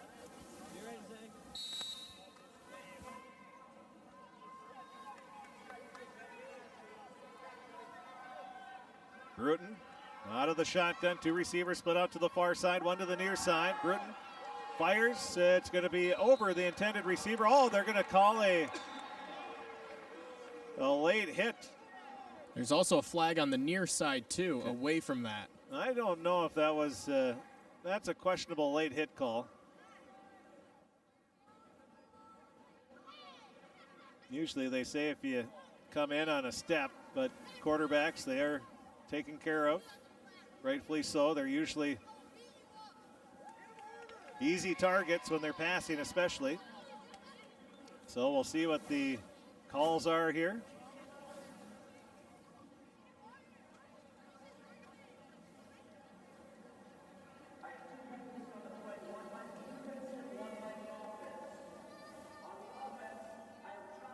Chop block against Clearbrook-Gonvick. Roughing the passer against Fertile-Beltrami, which we knew. They offset. So we're going to replay the down. Well, nothing hurt there. We'll just replay, except Bruton did get up, flexing that shoulder a little bit, so maybe he was injured a bit, but he's going to be okay. Bruton will go out of the shotgun once again. 1st down and 10. Again at the Clearbrook-Gonvick 48-yard line. A man goes in motion. That's Cradu, and now we have another flag thrown on the near sideline. And we'll see what this play, or what this penalty is.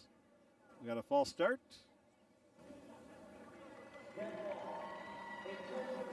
Encroachment on Fertile-Beltrami, so that'll be a 5-yard penalty. 4 penalties for 40 yards.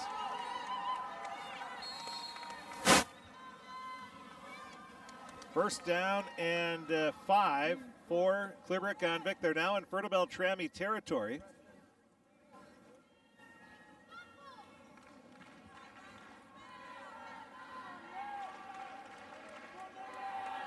And the winner of this game will play Goodrich-Grigla next Thursday at Moorhead High School.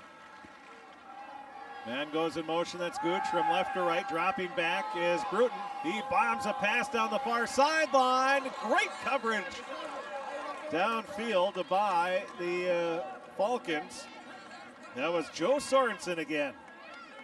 Well, he's had tremendous coverage a couple of times, stride for stride. And that is an incomplete pass. Bruton now 0 for 4 in this second quarter. He was 1 for 1 in the first quarter. 2nd and 5. 2:39 remaining in this first half. 30-6, 3 second quarter touchdowns. Now 5 receivers split out to the near side. There's just 3 on the line right by the ball. It's going to be a bubble pass, a screen pass, far sideline, and maybe getting back to the line of scrimmage is going to be the receiver for Clearbrook-Gonvick. That looks like it's Chernus. And that's going to be no gain on the play. And now we hear Fertile-Beltrami, Coach Nelson yelling double pass next time. So they're going to be on the lookout for a double pass. So Bruton looking over to the sidelines after getting the play call, getting confirmation. Now he looks at the wristband, gets into the huddle. There's only 8 seconds left on the play clock. Clearbrook-Gonvick going to have to hurry it up here. 4 seconds, 3, 2, and they do get it off. Run right up the middle. That's going to be stopped short, and a flag comes in. That might be a face mask. That was a tackle up high. That'll be a gain of about 2 yards on the run.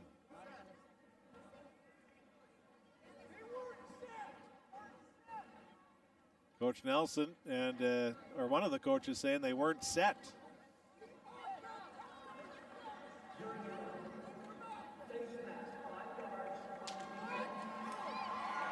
So it'll be a 5-yard face mask. Again, when the tackle's up high, it's usually the culprit. So that'll be another penalty. 5 for 45 yards assessed against. And that'll be a first down for Clearbrook-Gonvick. That'll be their second of the quarter. Now dropping back to pass is Bruton. He's rolling out to the left, has some room, and he's taken out of bounds by a diving Preston Hansen.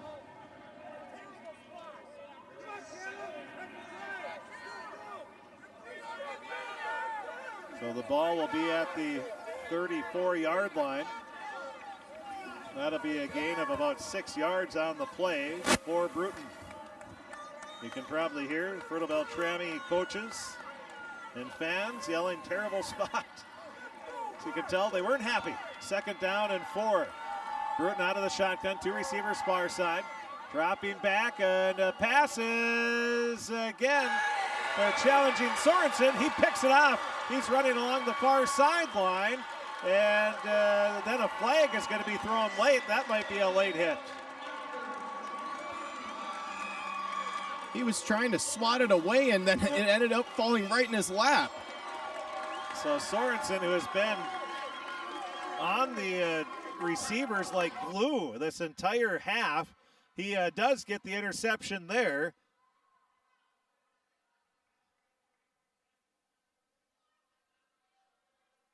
And Sorensen with the interception. That'll be the first thrown by Clearbrook-Gonvick.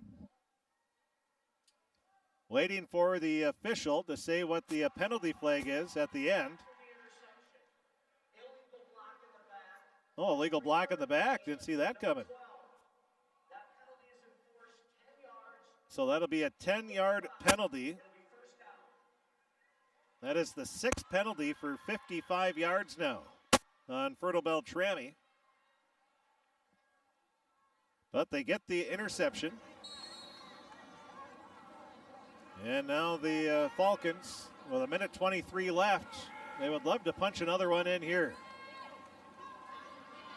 Out of the shotgun is Swenby, the senior quarterback. the stud. Hands right now, fake handoff. He has a ton of time. Now he's going to tuck it in and run up to the 20. Still going. He breaks it out to the 30, 40, to the 45, and then pushed out of bounds at about the 48. They're going to mark it at the 49, so that will be a 27-yard run for Caden Swenby. Swenby with the 27-yard run. And that is a first down, of course. The 8th of the game for Fertile-Beltrami, and they're going to try to get in. What a way to start this drive with 1:10 remaining. 30-6, Fertile-Beltrami with the lead. Handoff goes to right. He finds a seam. He's upended as he crosses the 45-yard line. They're going to mark it at the 43, and that'll be a 7-yard run for Wright. He now has 109 yards on 10 carries.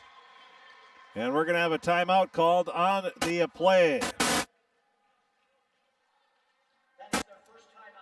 That'll be the first time out of the half. We'll keep it here during this one as we have 62 seconds left in the first half of play.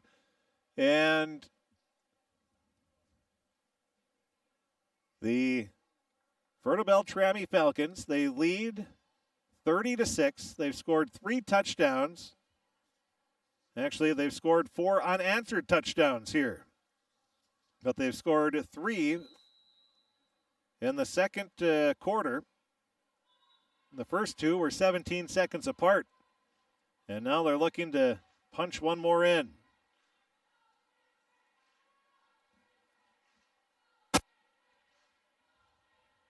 Taking a quick look at our Draft Sports Bar and Grill scoreboard update on this Thursday. Goodrich-Gregla beat Stephen Argyle 34-6 in the 8-9-man championship. Now dropping back to pass. Swenby has, he was looking over to the near sideline to Sorensen, but the pass was behind him. That'll be an incomplete pass. Really nothing hurt on that play. It'll be 2nd and 2. So they can, and the clock is stopped. 4 of 6 passing is Swenby.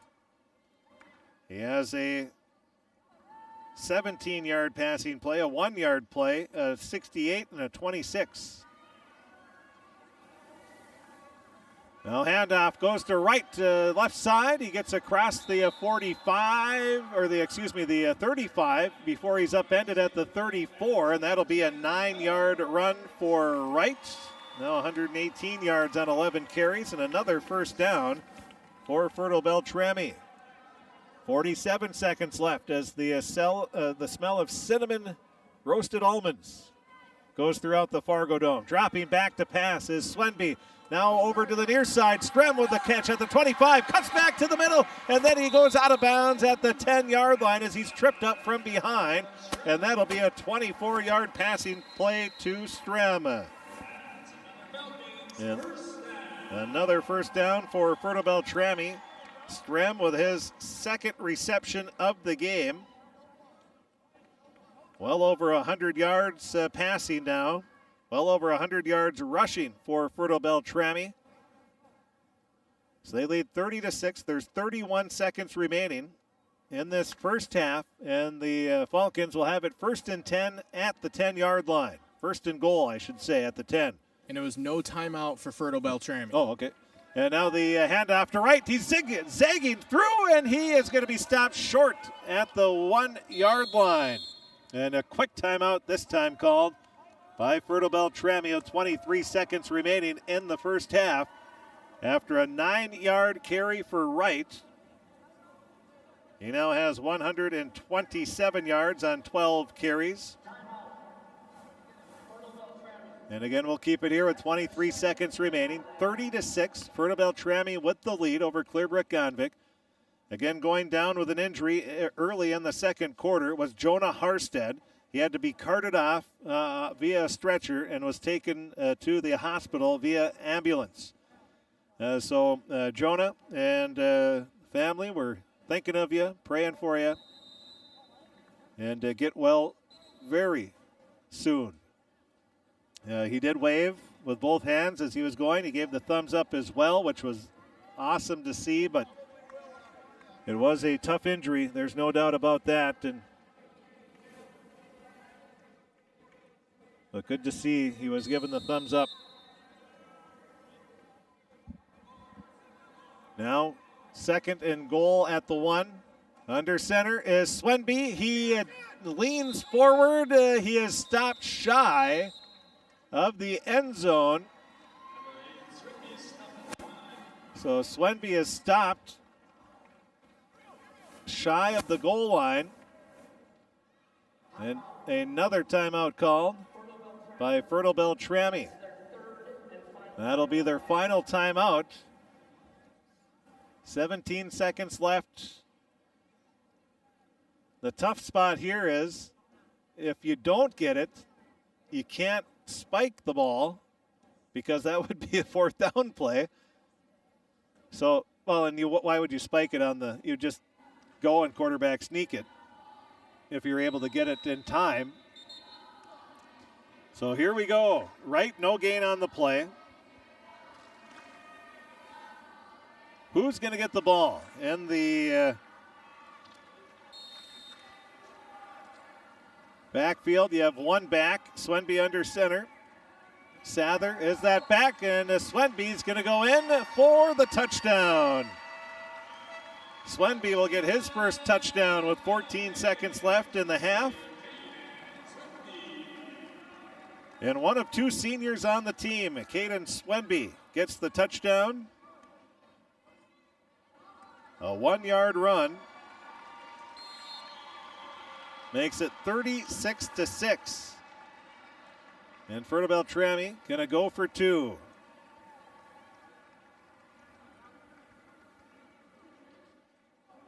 Swenby 3 carries for 30 yards. That's a good yards per carry average. Out of the shotgun, Swenby, he's chased. He cuts it back to the middle, eluding tacklers, lobs it in to Strem, wide open all by himself. Boy, Swenby, he made that play possible, and what a play. Dodging tacklers literally left and right, and then just lobs a little running chest pass up and over the defenders. And for the 2-point conversion, Strem has been Johnny on the spot there. And it's a 38-6 lead for Fertile-Beltrami with 14 seconds left in the first half of play. On the Draft Sports Bar and Grill scoreboard update, we'll keep it here as we await the Fertile-Beltrami kick. But again, a 1-yard Caden Swenby run. And the pass to Strem for the second straight 2-point conversion. And it's a 38-6 lead for Fertile-Beltrami. Well, how are the Falcons going to respond after the injury to Jonah Harstead? Well, I think having him wave and give the thumbs up, that gave him a big boost. And Fertile-Beltrami has scored 4 touchdowns here in the second quarter. They lead 38-6. Now the kick going to be taken on the far sideline, getting bumped out of bounds. Nice play there. And who was that pushed him out? Was that Tollefson, I believe? Yes, it was. Yep. So Tollefson in on the tackle again, or pushing him out of bounds. Does get credit for the tackle, though. And with 7 seconds left, if you're Clearbrook-Gonvick, what do you do here? You trail 38-6. Running into the buzzsaw, that's Fertile-Beltrami, ranked number 2 in the state. 2 years ago, they made it to the state championship. Last year, they made it to the state semifinals. They're looking to get back to the state tournament for the 3rd year in a row. Now it'll be a quick pass for about a 1-yard gain from Bruton and making the grab. And that'll be the end of the first half of play. Making the grab was Prado. So he gets the 1-yard reception.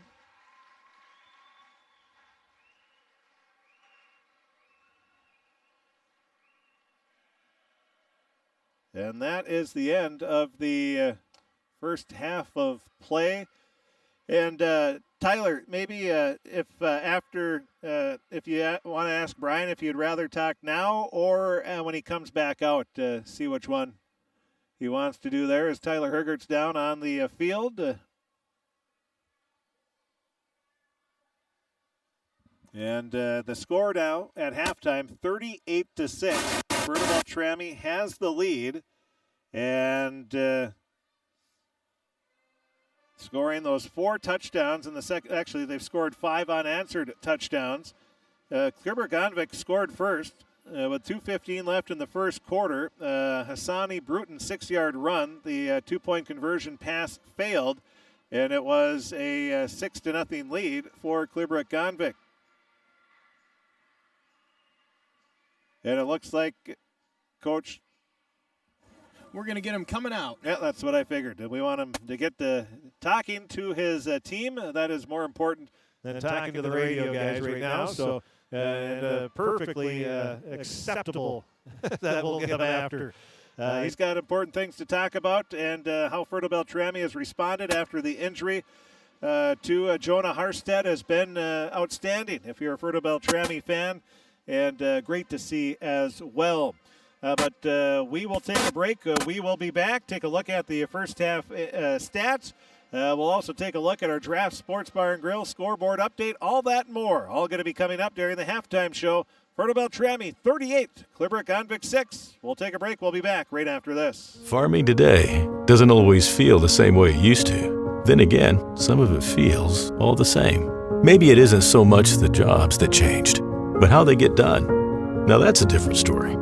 Efficiencies are critical, which is why you need a lender who will find the right loan structure for a strong financial future. You need a lender to look out for your whole farm operation. Ag Country. With the fall season right around the corner, Grove Mechanical in Crookston is ready to prepare you for winter. They suggest having your heating system serviced regularly to keep things running smoothly. A skilled technician will clean and service your heating equipment to ensure safe and efficient operation. It's never too early to get ready for the upcoming winter season. Before the cold sets in, call Grove Mechanical today, your hometown heating and cooling professionals. Give them a call, 218-281-3863, or visit their website, grovemech.com. You can make a sweet life right here in the Red River Valley with a career at American Crystal Sugar Company. Our shift schedule offers 14 days off per month, which gives you time for family, friends, the great outdoors, and everything else you enjoy about small town living. Entry-level positions are available, and pay starts around $18 per hour. Apply today at crystalsugar.com and share in our sweet success.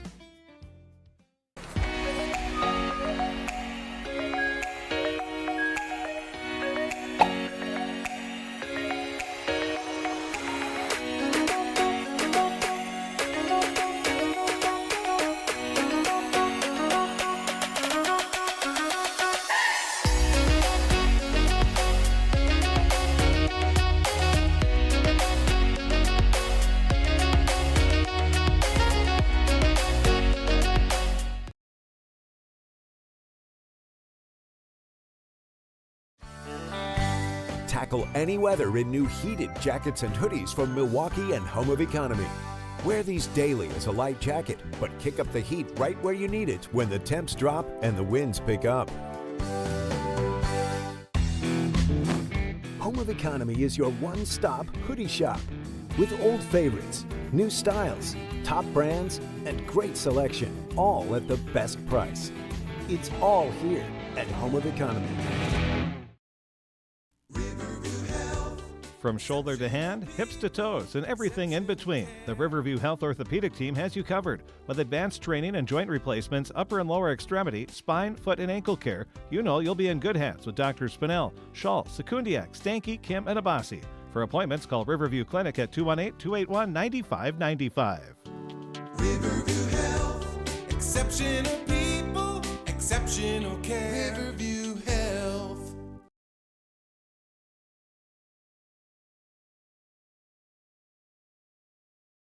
We will be joined by Coach Brian Nelson after he comes back out in just a little bit. But the score is Fertile-Beltrami 38, Clearbrook-Gonvick 6. Let's take a look at the stats. First for Fertile-Beltrami individually, Isaiah Wright, 13 carries for 127 yards and 3 touchdowns. Jonah Harstead, he had in 1 carry for 47 yards. Briar Strem had 1 carry for 2. Caden Swenby had 3 for 26. Caleb Sather had 2 for 15. And then Hansen had 1 for 4.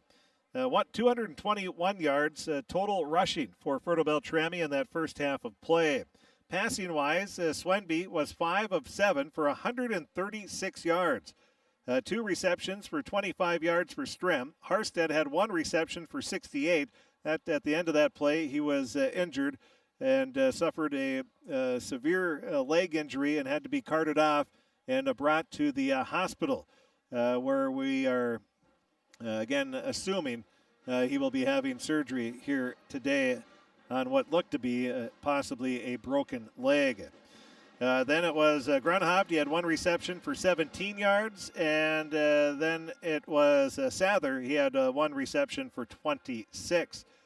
Passing yards, 136 for Fertile-Beltrami. They had 222 yards rushing. That is 357 yards total offense in the first half alone. Taking a look at the stats for Clearbrook-Gonvick, Alex Chernus has 9 carries for 35 yards. And then Bruton, he has 9 carries for 35 yards. And then you have Ben Googe. He has 2 carries for a loss of 2. Colin Kratu has 2 carries for 3 yards. And then Trevor Solberg has 1 carry for 9 yards. That's 80 yards of rushing for Clearbrook-Gonvick. Passing-wise, they are, let's see here, 3 of 3 of 8 passing for 16 yards and 1 interception. So 80 yards rushing, 16 yards passing. That's 96 yards of total offense in the first half for Clearbrook-Gonvick to the 357 of Fertile-Beltrami. Other team stats in the first half, Fertile-Beltrami, they had 10 first downs to Clearbrook-Gonvick 7. Clearbrook-Gonvick had 5 on their first drive when they ended up scoring. Fertile-Beltrami has 6 penalties for 55 yards. Clearbrook-Gonvick has 2 for 10. Fertile-Beltrami did not fumble the ball. Clearbrook-Gonvick fumbled, and they turned that over. Interceptions, Clearbrook-Gonvick threw 1 punt. Fertile-Beltrami punted once for 46 yards, and Clearbrook-Gonvick, they punted twice for 57 yards. And those are the stats here at halftime. We will take a break. We'll be back, and we will hear from the head coach of the Fertile-Beltrami Falcons, Coach Brian Nelson. We'll also take a look at our Draft Sports Bar and Grill scoreboard update. All that is going to be coming up next as we continue the halftime show. The score, Fertile-Beltrami 38, Clearbrook-Gonvick 6. You can make a sweet life right here in the Red River Valley with a career at American Crystal Sugar Company. Our shift schedule offers 14 days off per month, which gives you time for family, friends, the great outdoors, and everything else you enjoy about small-town living. Entry-level positions are available, and pay starts around $18 per hour. Apply today at crystalsugar.com and share in our sweet success.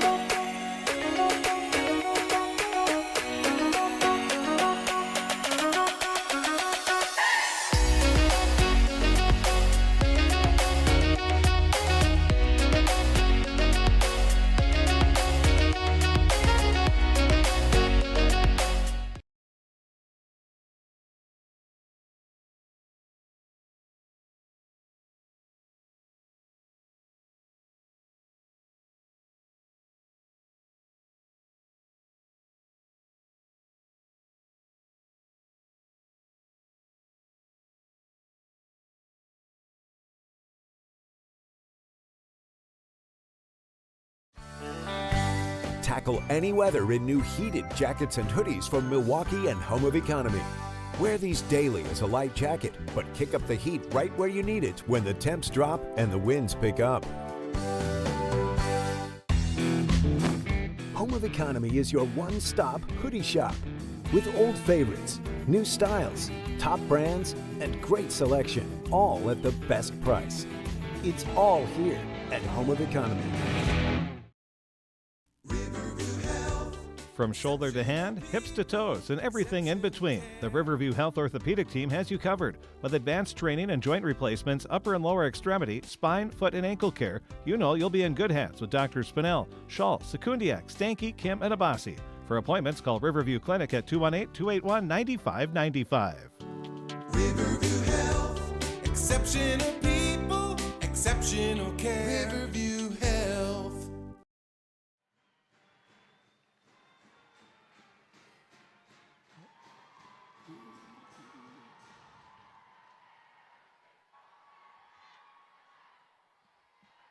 Welcome back to the halftime show as the Fertile-Beltrami Falcons lead the Clearbrook-Gonvick Bears 38-6 at halftime.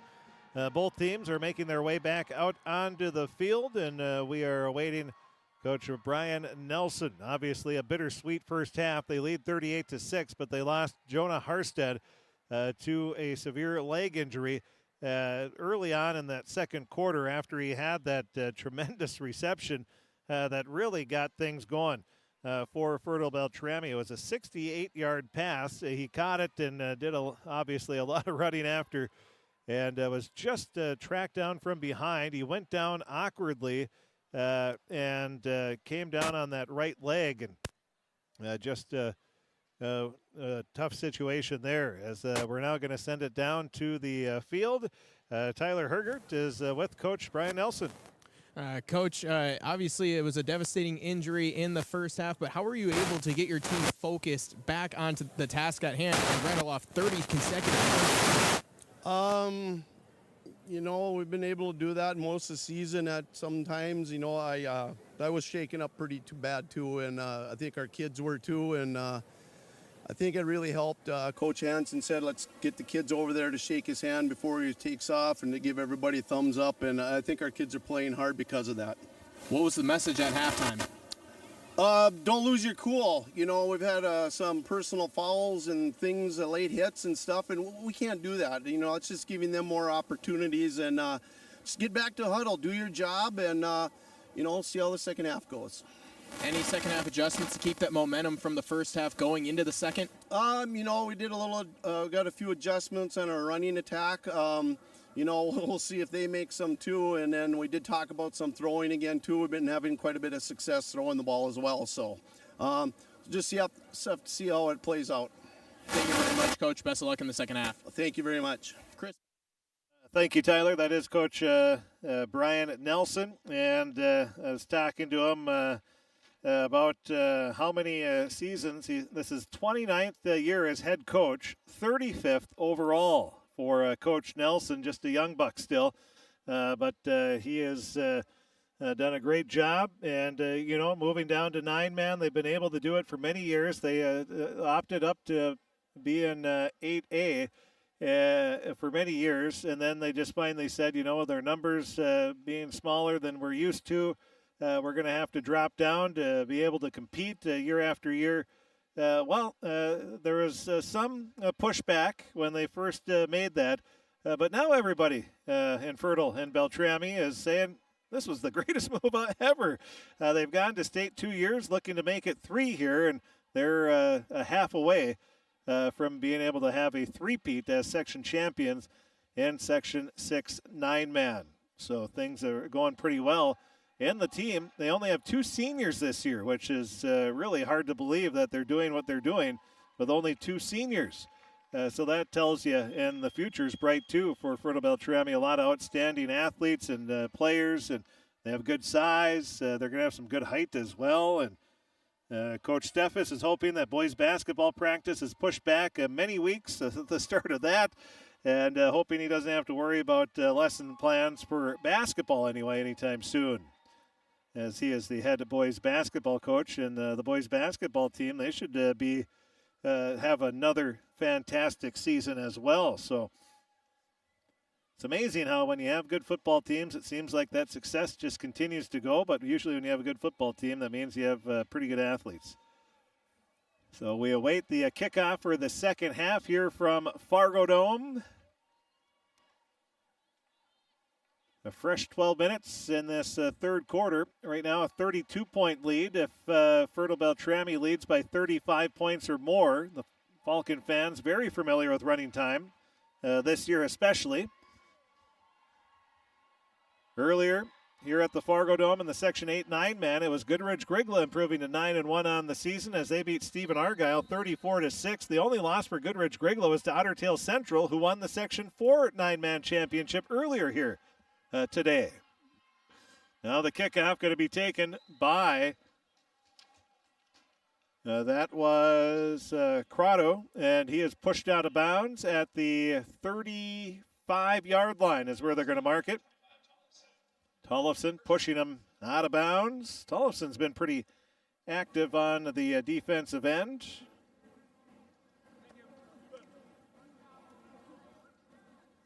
Heard Coach Nelson tell Tyler that, hey, we got to be smarter and not get these personal foul penalties. And we are ready to get the second half underway. Bruton hands it off up the middle. Not a lot of room there, but moving the pile, keeping those legs pumping. That was Chernus. He's going to get a gain of 2 yards on the play. He now has 37 yards on 10 carries. It'll be second down and 8 for Clearbrook-Gonvick.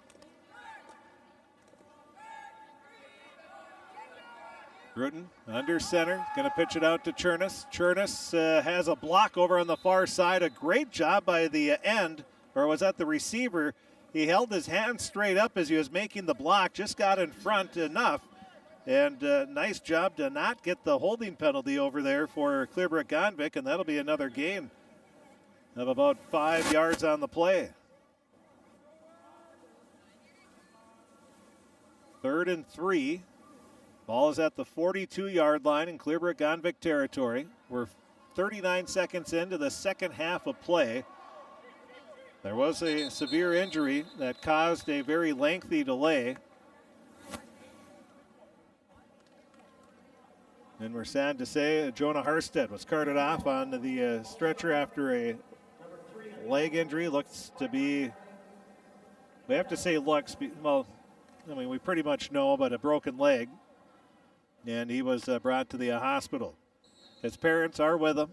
And so that was good to see. And Coach Nelson, Tyler, I think, did you notice being down on the sidelines that there was a big boost when he did, when they went over and was able to get the thumbs up and the hand wave? Oh, absolutely. And when the players came over to him before he was he got carted off the field, there was a lot of jubilation. Yeah. And now it's Bruton. He's going to tuck it in and run. He's going to be tackled. That's going to be close to a first down. I think they're going to give him a decent spot there. And it'll, well, about the right spot, right at the 45-yard line. So that'll be a gain of 8 yards for Bruton. On a nice tuck and run. He has 43 yards on 10 carries. It'll be 1st and 10 for Clearbrook-Gonvick. Leiser came over to make the tackle, and he has to come to the sidelines and take a breather. He's been working hard. He is all over the place. And looks like he maybe... he's doing some stretching right now. Now the handoff, right side, coming right through as Sather, and he gets the tackle for a loss of about 3 yards on the play.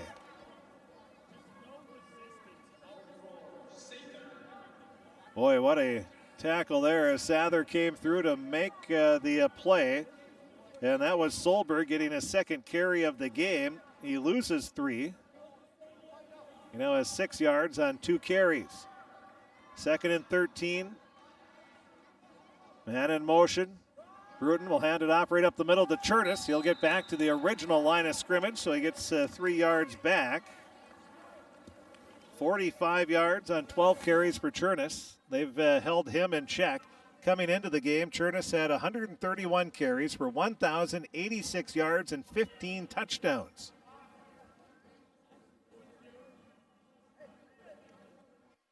10-10 remaining. 38-6 is the score. Fertile-Beltrami with the lead. 3rd down and 10.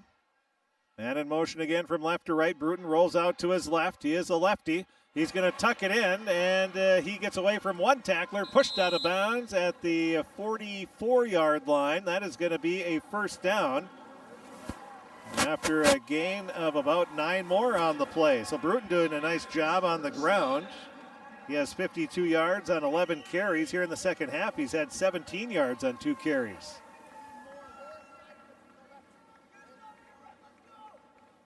So another first down for Clearbrook-Gonvick.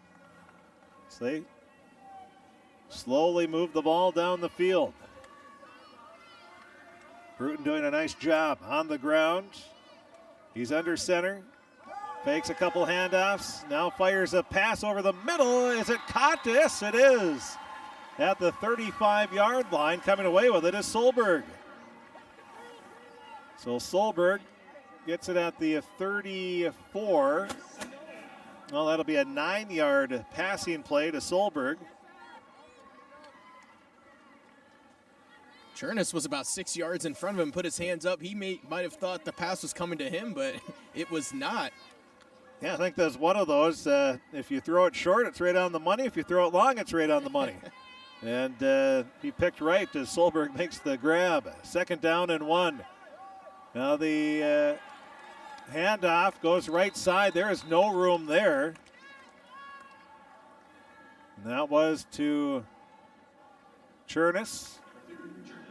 No gain on the play for Chernus, so a nice job by the Fertile-Beltrami defense to stack that one up. It'll be 3rd down and 1 now.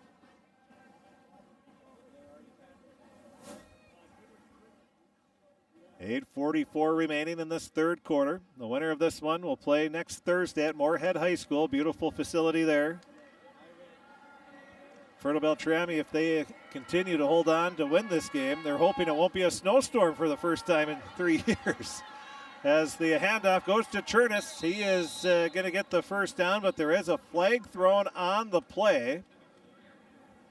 Chernus gets up to the 28. That'll be about a 5-yard carry. He only needed 1.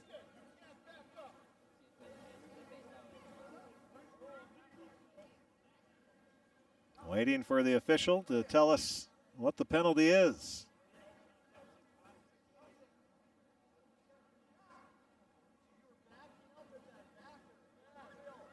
Still waiting. Personal foul. Face mask. So a face mask penalty. That is the 3rd personal foul penalty of the game. That'll move it 15 yards. Up to the 15-yard line. That'll be, of course, a first down. So 1st and 10 at the 14-yard line in Fertile-Beltrami territory. Clearbrook-Gonvick trying to punch another one in. Rolling out to his right is Bruton. Bruton comes back to his left. He fires a pass. It's caught by Googe. He tries to go into the end zone. Diving in, touchdown. A 14-yard passing strike from Bruton to Googe. That makes it 38-12. That breaks a streak of 5 straight touchdowns by Fertile-Beltrami with 8:08 remaining in this 3rd quarter of play. Hassani Bruton, a 14-yard pass to Ben Googe.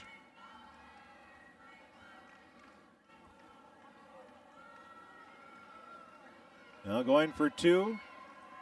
Bruton fakes the handoff, rolls out to the left, and he dives in for the 2-point conversion, breaking a tackle by Wright. Boy, what an effort there by Bruton.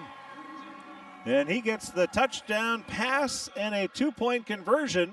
And Fertile-Beltrami's lead is 38-14 with 8:08 left in the 3rd quarter of play. We'll take a break. We'll be back with the kickoff right after this timeout. Tackle any weather in new heated jackets and hoodies from Milwaukee and Home of Economy. Wear these daily as a light jacket, but kick up the heat right where you need it when the temps drop and the winds pick up. Home of Economy is your one-stop hoodie shop with old favorites, new styles, top brands, and great selection, all at the best price. It's all here at Home of Economy. From shoulder to hand, hips to toes, and everything in between, the Riverview Health Orthopedic Team has you covered. With advanced training and joint replacements, upper and lower extremity, spine, foot, and ankle care, you know you'll be in good hands with Drs. Spinell, Schall, Sekundiak, Stanky, Kim, and Abassi. For appointments, call Riverview Clinic at 218-281-9595. Riverview Health, exceptional people, exceptional care. Riverview Health. Well, the kickoff by Clearbrook-Gonvick, the short squib kick, going to be recovered by Fertile-Beltrami at the 47-yard line. It'll be 1st and 10 for the Falcons with 8:06 remaining in this third quarter of play. Again, earlier here at the Fargodome, 2-section champions and 9-man were already crowned. So 3 of the 8 section champions and 9-man are going to be crowned today here at the Fargodome. It was Otter Tail Central. They beat Border West. Otter Tail Central, by the way, is the team that gave Goodridge Grigla their only loss of the season in week 1. Now dropping back, a handoff goes left side, looking for some room, getting across the 50 up to the 46, maybe we'll call it the 46-yard line. That was Strem on the carry. And that'll be a gain of 4 and 4. We'll call it an 8-yard gain for Strem. He now has 10 yards on 2 carries. 2nd and 2 for Fertile-Beltrami in Clearbrook-Gonvick territory at the 46-yard line. Swenby under center. He's going to hand it off to Wright. Wright zigs and zags up across the 40 down to the 38-yard line, and that'll be about a 9-yard carry for Wright. And another first down for Fertile-Beltrami. That is their first one of the second half. 7:11 remaining, third quarter. 38-14, Fertile-Beltrami with the lead. They have had 6 different ball carriers. They have had 4 different receivers catch a pass. Now it's Swenby. He fires a pass over to Strem along the near sideline to the 30, breaks a tackle, spins at the 25, gets down to about the 24, and that's going to be a 14-yard passing play to Strem. That is his 3rd reception of the game.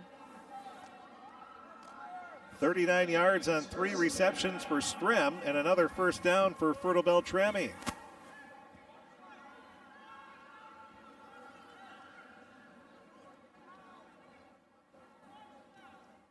Falcons have it at the 23-yard line.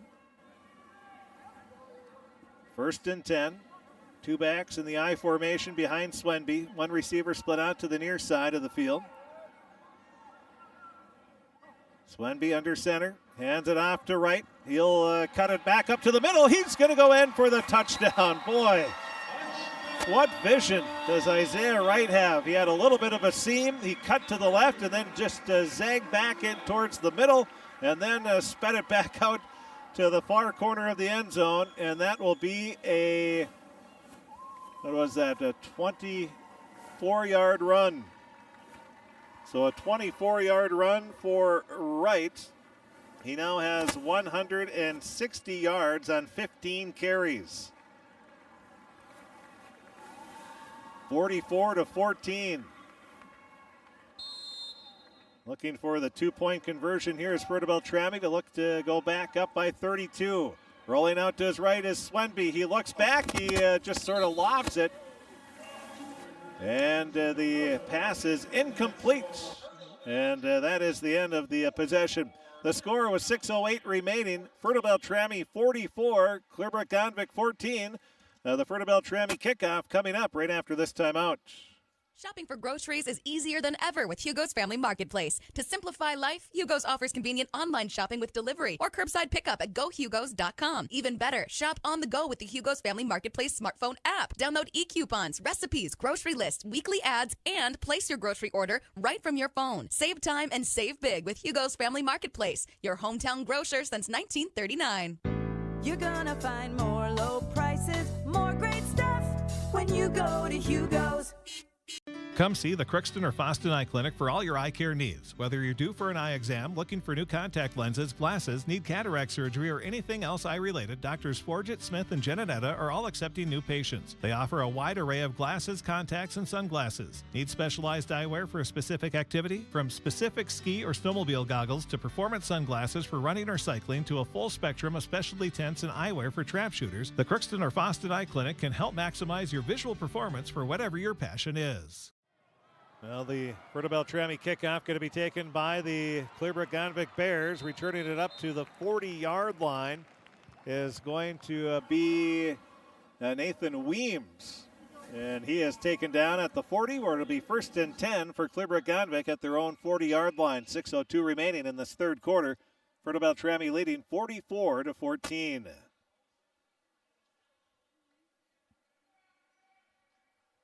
So the winner of this one gets ready for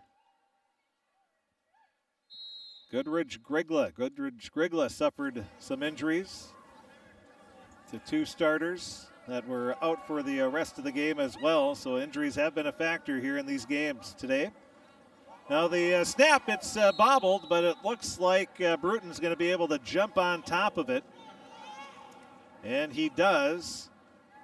So Bruton will have a loss of a yard on that play.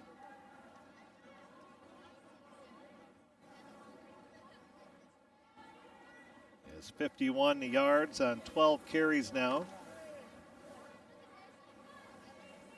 2nd and 11 for Clearbrook-Gonvick. Under center again is Bruton. He has a man in motion, fakes the handoff, rolls out to his right, now tries to fire back towards the middle, has a receiver there, the ball pops loose, jumping on top of it is Fertile-Beltrami. Oh, they're going to call it an incomplete pass. They're going to call it an incomplete pass. It looked like he had it for a step or so. I was in agreement with you too, Chris. I thought that would be a fumble, but... So an incomplete pass.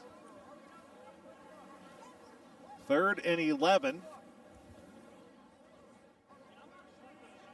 Fertile-Beltrami coaching staff, they were trying to plead their case on. There was at least one step after the catch. Whether there was a second, not quite sure. Now the man in motion from left to right. Rolling out Bruton. He's looking. He's being chased and now rolling back to the center of the field. The pass is going to be out of bounds. Incomplete. Back-to-back incomplete passes. And a great coverage by Fertile-Beltrami defensive backs. Bruton running for his life there and just finally tossed it. Had a receiver there, but it was a little too far out of bounds. 4th down and 11. You trail by 30 with 5:23 left in the third quarter. Well, the answer is you go for it.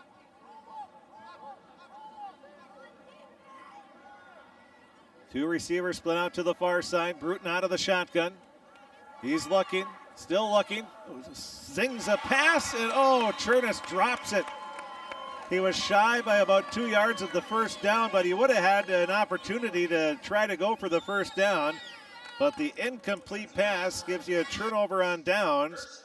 And it'll be 1st and 10 for Fertile-Beltrami at the Clearbrook-Gonvick 39-yard line.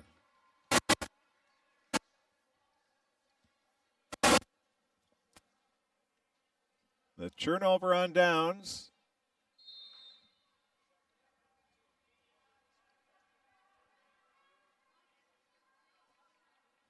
First down and 10 for Fertile-Beltrami. Under center will be Swenby. Two backs in the backfield. They have one wing back as well. Handoff is going to go to the wing back, and getting taken down will be Wright. A rare no gain on the play. 160 yards on 16 carries. I can do that math. That's 10 yards a carry.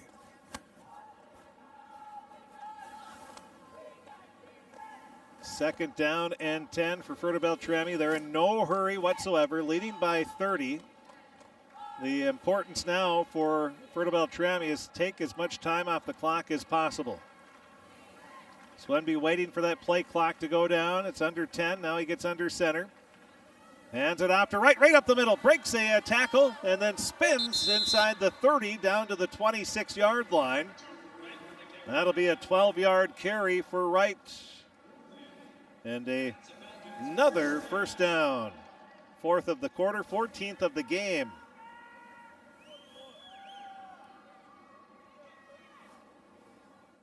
$172 yards on 17 carries.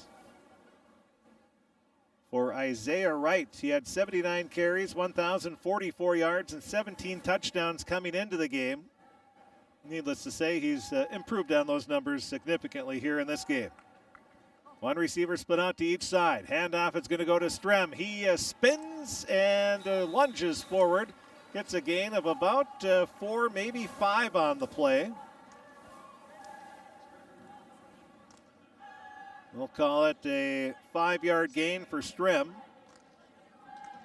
He has 3 carries for 15 yards. Second down and 5 now for Fertile-Beltrami. At the Clearbrook-Gonvick 22-yard line. A lot of hands on the hips for Clearbrook-Gonvick.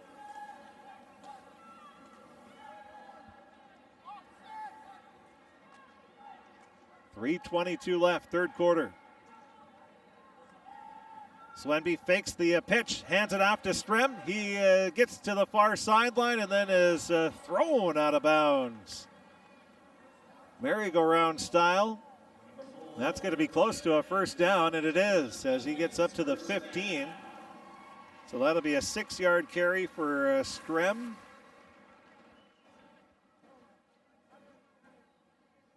The 5th first down of the quarter.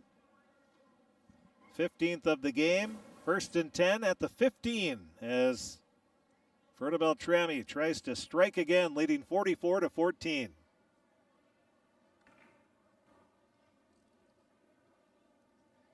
Swenby under center.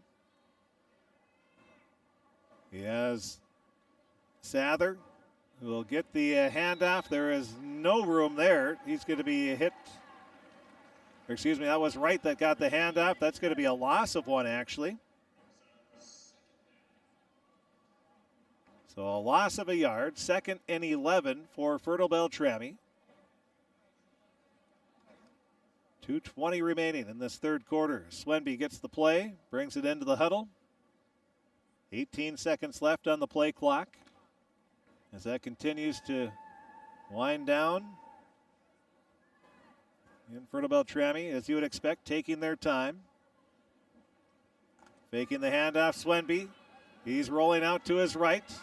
And still rolling to the sideline, and now he just sort of tosses it away. They're going to call it an incomplete pass.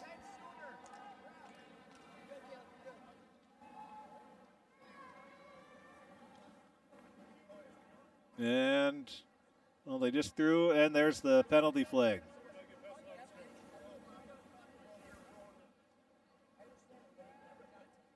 Well, there's no way it could be past the line of scrimmage because he was.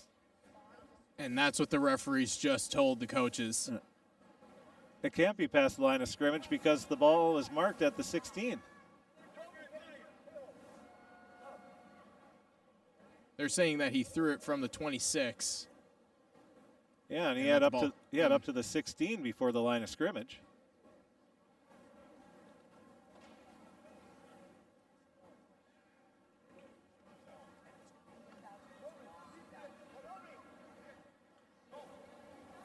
If you could, intentional grounding there, that makes sense.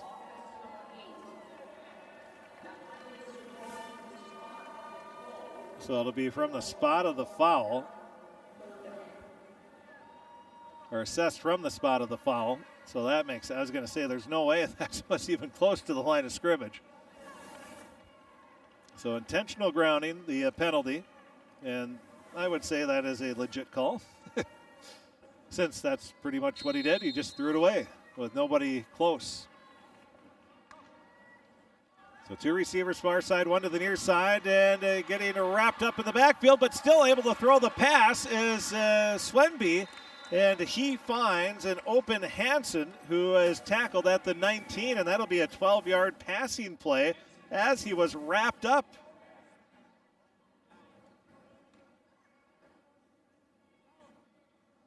"26 yards passing here in this third quarter for Fertile-Beltrami. It's now 4th and we'll call it 14. They have the ball at the 24. They have to get to, or the 19. They have to get to the 5. So that would be a 15, or 14, excuse me. Out of the shotgun will be Swenby. 1 receiver to the near side. Now Wright goes in motion. He fakes the pass out to Wright. He's going to run. He has a blocker in front and bounces it out. Swenby goes in for the touchdown. What blocking by Sather in front of him. What patience by Swenby. And he will get the 19-yard touchdown run.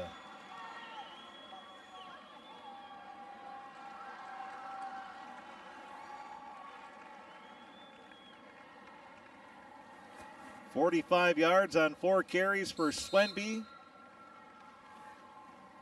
And with 52 seconds left, that gives Fertile-Beltrami a 50-14 lead. Now the snap. A quick pass over to Wright. He is going to scramble into the corner, and he gets the 2-point conversion. Fertile-Beltrami 52, Clearbrook-Gonvick 14, 52 seconds left. We'll take a break in this third quarter. We'll be back right after this timeout on KROX. This is my farm. Don't come out here and tell me what I need.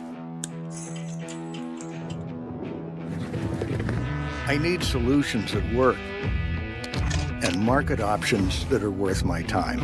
Small town support that sees the bigger picture.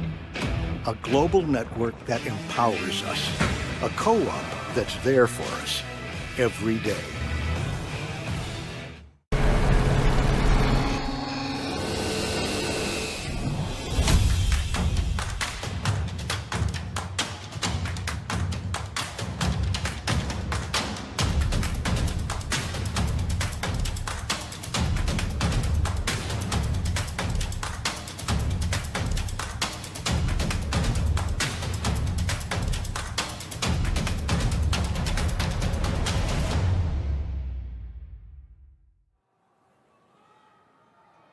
Now the kick by Fertile-Beltrami going to be taken by Clearbrook-Gonvick. That was Chernus. He gets across the 40 up to the 42, maybe the 43. We'll see where they mark it. No, excuse me, that wasn't Chernus. That was Weems again. So at the 43, it'll be 1st and 10. With the 52-14 lead, 46 seconds left when we get to the fourth quarter. That'll be running time. We're broadcasting live from the Fargodome, Gate City Bank Field. Under center is the quarterback, Bruton. He rolls out, now stops. He's going to be hit the ball. It pops loose, and it's going to be recovered. It's a fumble. A fumble, and recovering the fumble for Fertile-Beltrami will be James Flynn. So Flynn, JT Flynn. He recovers the fumble.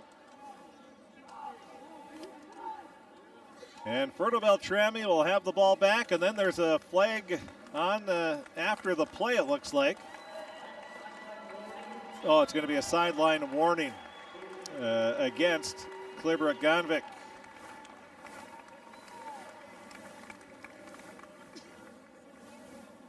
So 40 seconds remaining, third quarter of play, 52-14. That is the second fumble of the game for Clearbrook-Gonvick, and they have lost both of them. Fertile-Beltrami will have the ball. First down and 10 at the Clearbrook-Gonvick 33-yard line, leading 52-14. Fertile-Beltrami has just continued to impose their will here on Clearbrook-Gonvick. We have a new quarterback as well, Easton Petrie. He goes from line to quarterback. He's the backup quarterback as their right tackle or guard. And he hands it off. And who was that to?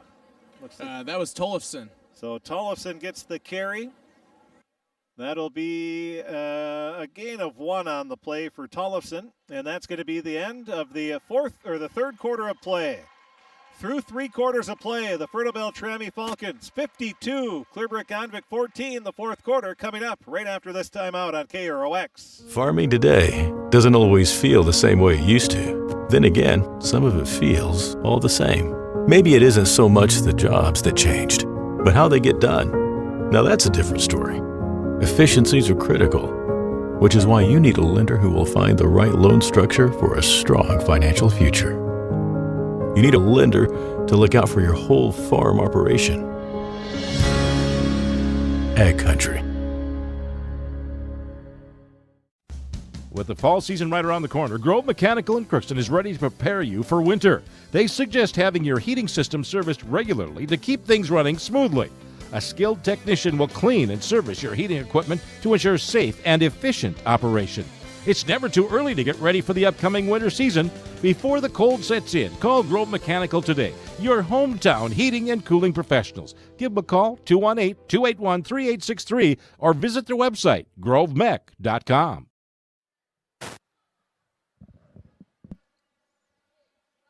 Now starting the fourth quarter, Fertile-Beltrami has the ball, second, and we'll call it a long 9. Under center is Petrie. He's going to pitch it out to Tollefson. He gets by one tackler with a nice cut, but then he's pushed back. They're going to give him forward progress. That's going to be close to the original line of scrimmage. There's a flag down, too. Oh, what would it be without a flag down? We've had a lot of laundry out on the field here. And it's going to be against Fertile-Beltrami, it looks like here, as they're backing up. I think this is going to be holding.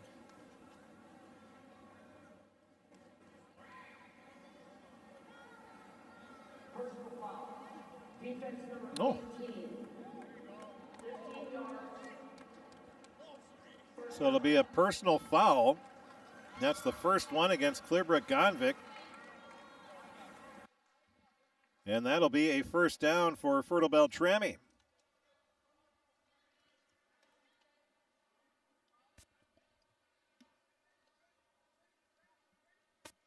And the score, 52 to... I was going to say, they just put a field goal up there. 52-14, they took it off quickly. Now the handoff, Petrie gets it to Tollefson. He's going to be hit. That's going to be no gain on the play for Tollefson. Weems in on the tackle for Clearbrook-Gonvick.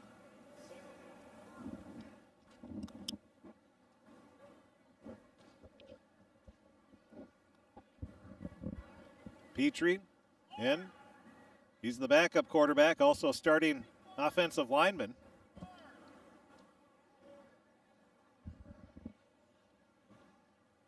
Petrie waits for that play clock to get down.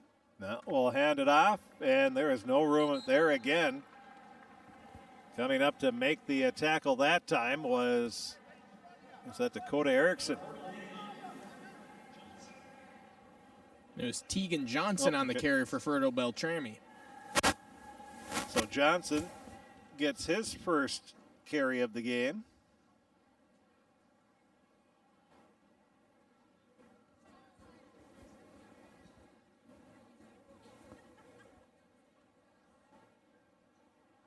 And he'll get no gain on that play. It'll be 3rd and 10, 9:45 remaining in the ball game. Fertile-Beltrami going to go back to state for the 3rd straight year. And Fertile-Beltrami, either the center forgot the snap count or everybody else was wrong.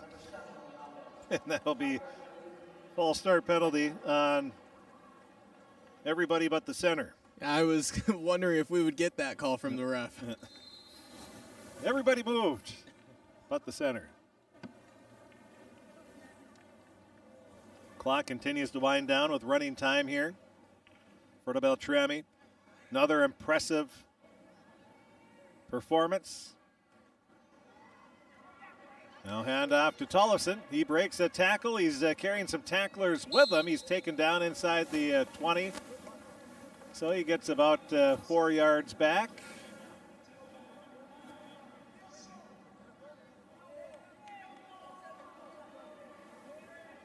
Five yards on 3 carries now for Tollefson. And with it 4th down and about 10. Looks like they're going to try a field goal. This is going to be a 35-yard field goal attempt by Petrie. Well, now they're going to mark it back to a 36-yard field goal. The snap is a good one. The kick end over end, but it's going to be short.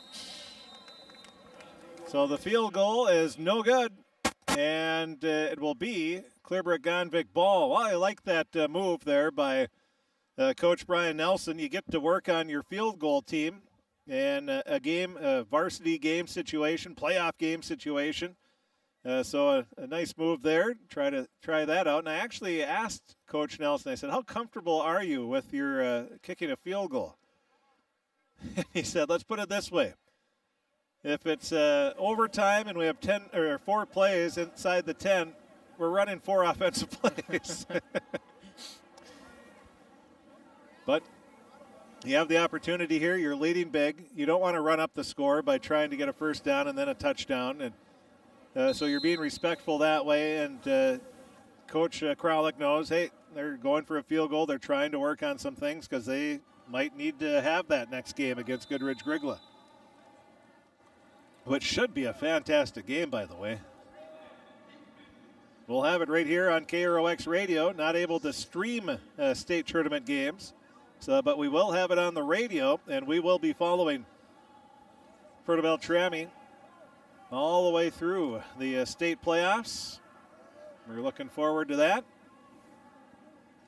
It's been a great ride the last couple of years, and we're looking forward to another exciting ride. Now running back and forth, only getting about, let's say, what is that, 5, 10, about a 12-yard run, but he probably ran about 30 yards. And who was that running for Clearbrook-Gonvick? That was Braxton Bjork.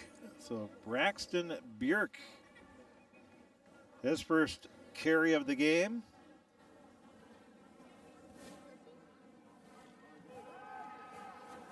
Now rolling out near side. That's Chernus, fires back to the middle, and that is going to be caught. Or no, that's not Chernus. That is Colby. Or excuse me, yeah. So Carver Kralik, coach's kid, freshman, fires a nice strike for the first down.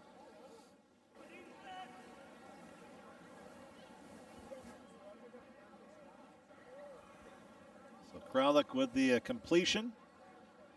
And now it'll be a handoff over to the far side, and getting taken down after a gain of about 1 on the play. There are 3 on the play. Was that Weems? Ryan Gerloff's had the handoff there. Well, my guessing is just way off here. That was 4. So Gerloff's.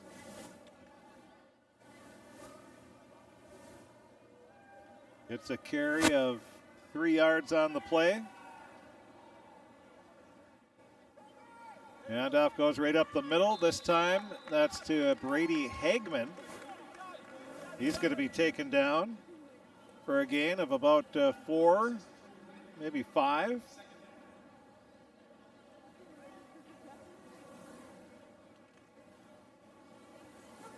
Third down and 2. Just under 6 minutes remaining in the ball game. Fertile-Beltrami going to remain perfect on the season. Now the handoff, boy, nice tackle as the ball carrier for That was Braxton Bierk again. Bierk, his second carry. That'll be a loss of 1 on the play. Steven Sother came flying through to make the tackle for Fertile-Beltrami. Nice tackle, too. 4th down, and we'll call it 4. Kralik under center. Man in motion. Rolling out to his left is Kralik. He is going to be greeted. He fires a pass. It's going to be caught and getting taken down after a gain of about 6 on the play. That is going to be Jarrett Larson, it looks like. So Larson, a passing play of 6. Kralik now 2 of 2 for 9 yards.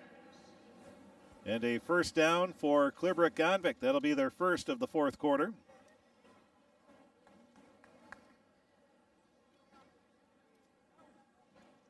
Kralik under center. 2 receivers bunched up on the near side.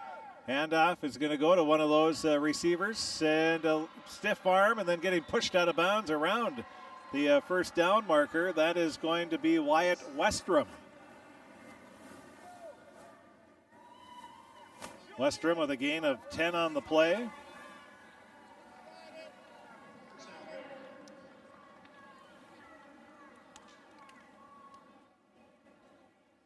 Another first down for Clearbrook-Gonvick, 1st and 10.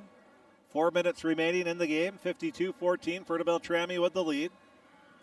Rolling out to his right is Kralik. He's looking, still looking, and he'll flip it in there perfectly. And running out of bounds will be Bierk. Bierke. All 3 points were not across. 22. That'll be a 22-yard passing play to Bierke.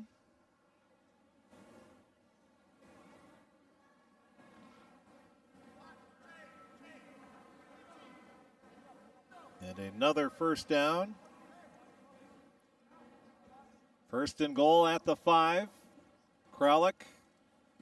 He hands it off and getting hit in the backfield for a loss of 6 on the play. Will be Jake Knutson.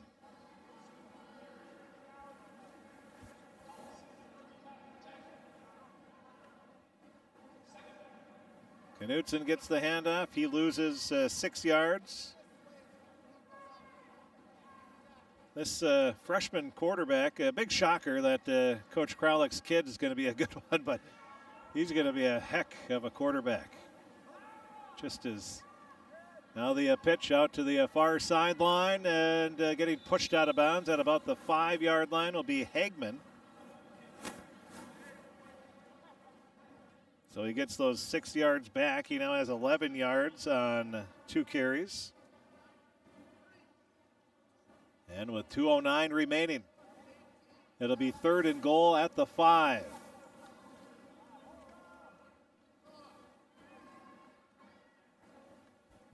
Kralik under center. He has Hagman behind him. Now man in motion. The handoff is going to go to that man in motion, looking for some room and getting tripped up, diving inside the 5 down to about the 3 is Bierke. So Bierke will get a gain of, we'll call it 3 yards on the play. He now has 7 yards on 3 carries. 4th down and goal from the 2. Kralik fakes the handoff. He rolls out to his right, has an opening. He goes in for the touchdown. Carver Kralik, the 5'9", 170-pound freshman, goes in for the touchdown from 2 yards out. With 1:13 remaining.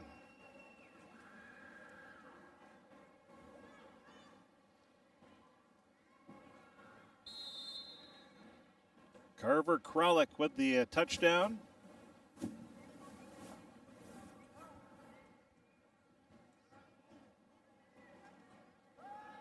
Garlick will drop back to pass. He's being pushed back. Now he's going to be grabbed. The ball pops loose.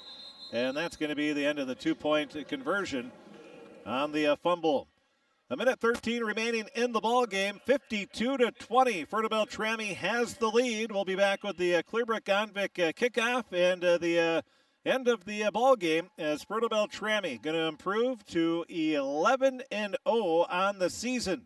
And they will advance to their third straight state 9-man or 9-person now they call it. And there are girls that play football. So 9-person state tournament for the third straight year. And this might be the most impressive thus far as they have, I think the closest game has been right here, 32 points all season long against a very good Clearbrook-Gonvick team who's playing some very good football here at the end.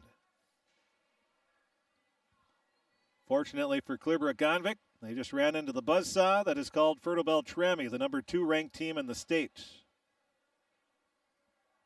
Fertile-Beltrami will take on Goodridge-Grigla next Thursday at Moorhead High School's football field, the artificial turf field there, beautiful facility.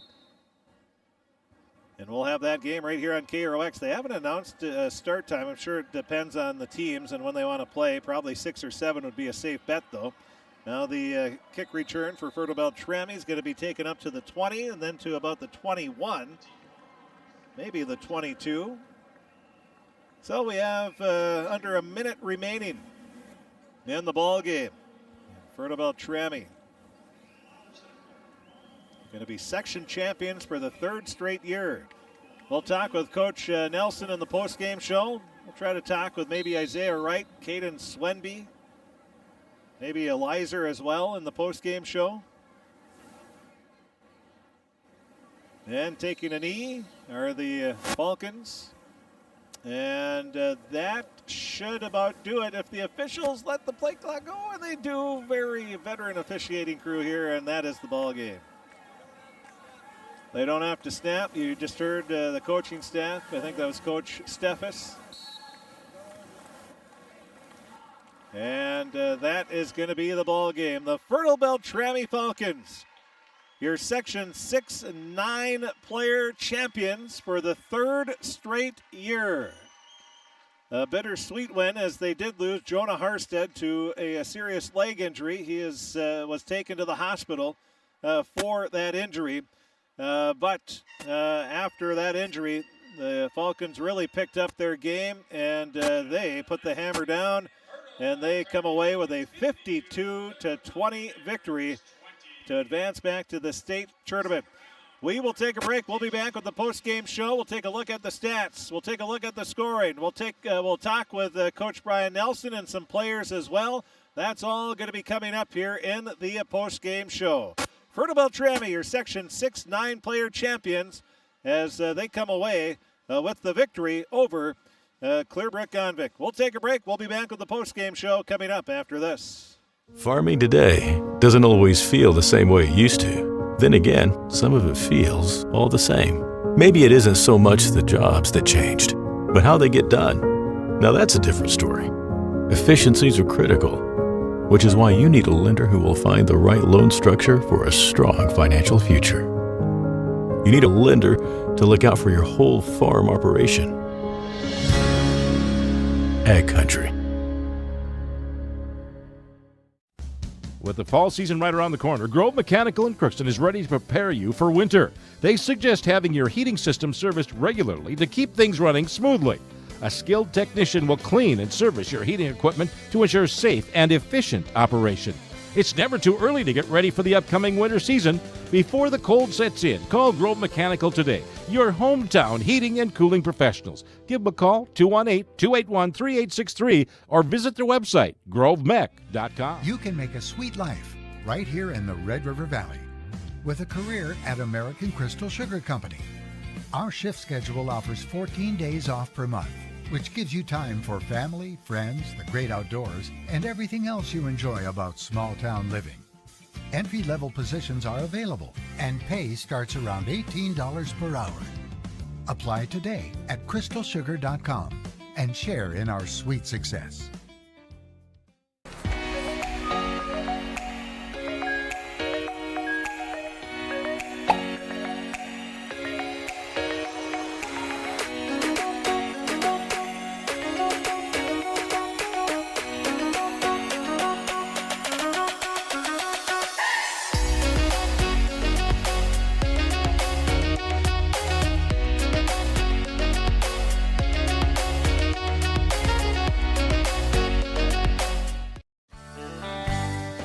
any weather in new heated jackets and hoodies from Milwaukee and Home of Economy. Wear these daily as a light jacket, but kick up the heat right where you need it when the temps drop and the winds pick up.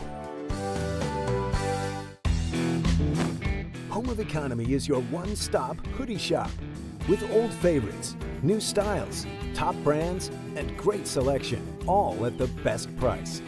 It's all here at Home of Economy. From shoulder to hand, hips to toes, and everything in between, the Riverview Health Orthopedic Team has you covered. With advanced training and joint replacements, upper and lower extremity, spine, foot, and ankle care, you know you'll be in good hands with Drs. Spinell, Schall, Sekundiak, Stanky, Kim, and Abasi. For appointments, call Riverview Clinic at 218-281-9595. Riverview Health, exceptional people, exceptional care. Riverview Health. Welcome back to the post-game show as the Fertile-Beltrami Falcon football team, they received their championship trophy, and they are taking their team picture with that now. We will have that picture available on our website at KROXAM.com. Click on sports along with the story, stats, scores, video replay, and a whole lot more. All available on our website, KROXAM.com. And, well, they're taking the team picture, the cheerleaders, the mascot, coaches, all in that team picture. Again, we'll talk with Coach Nelson. We'll talk with some players as well. That's all going to be coming up here in the post-game show as they break away. And well,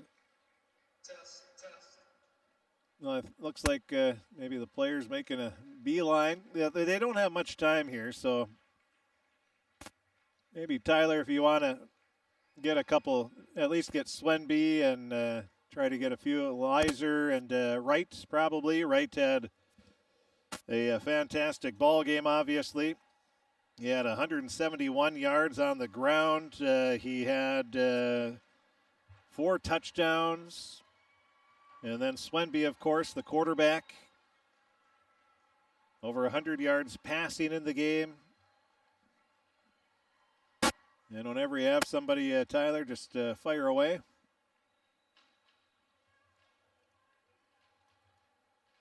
No, it looks like the players all went in. Oh, no, they're all. And we will send it down to the field now as Tyler is down there. Tyler? Well, I've got Caden Swenby here, and it was an emotional first half. You guys ended up going down 6-0. You rattled off 38 consecutive points in the first half. How much did it mean to come back after being down 6-0 early? Yeah, we came out really flat, and anyone could see that.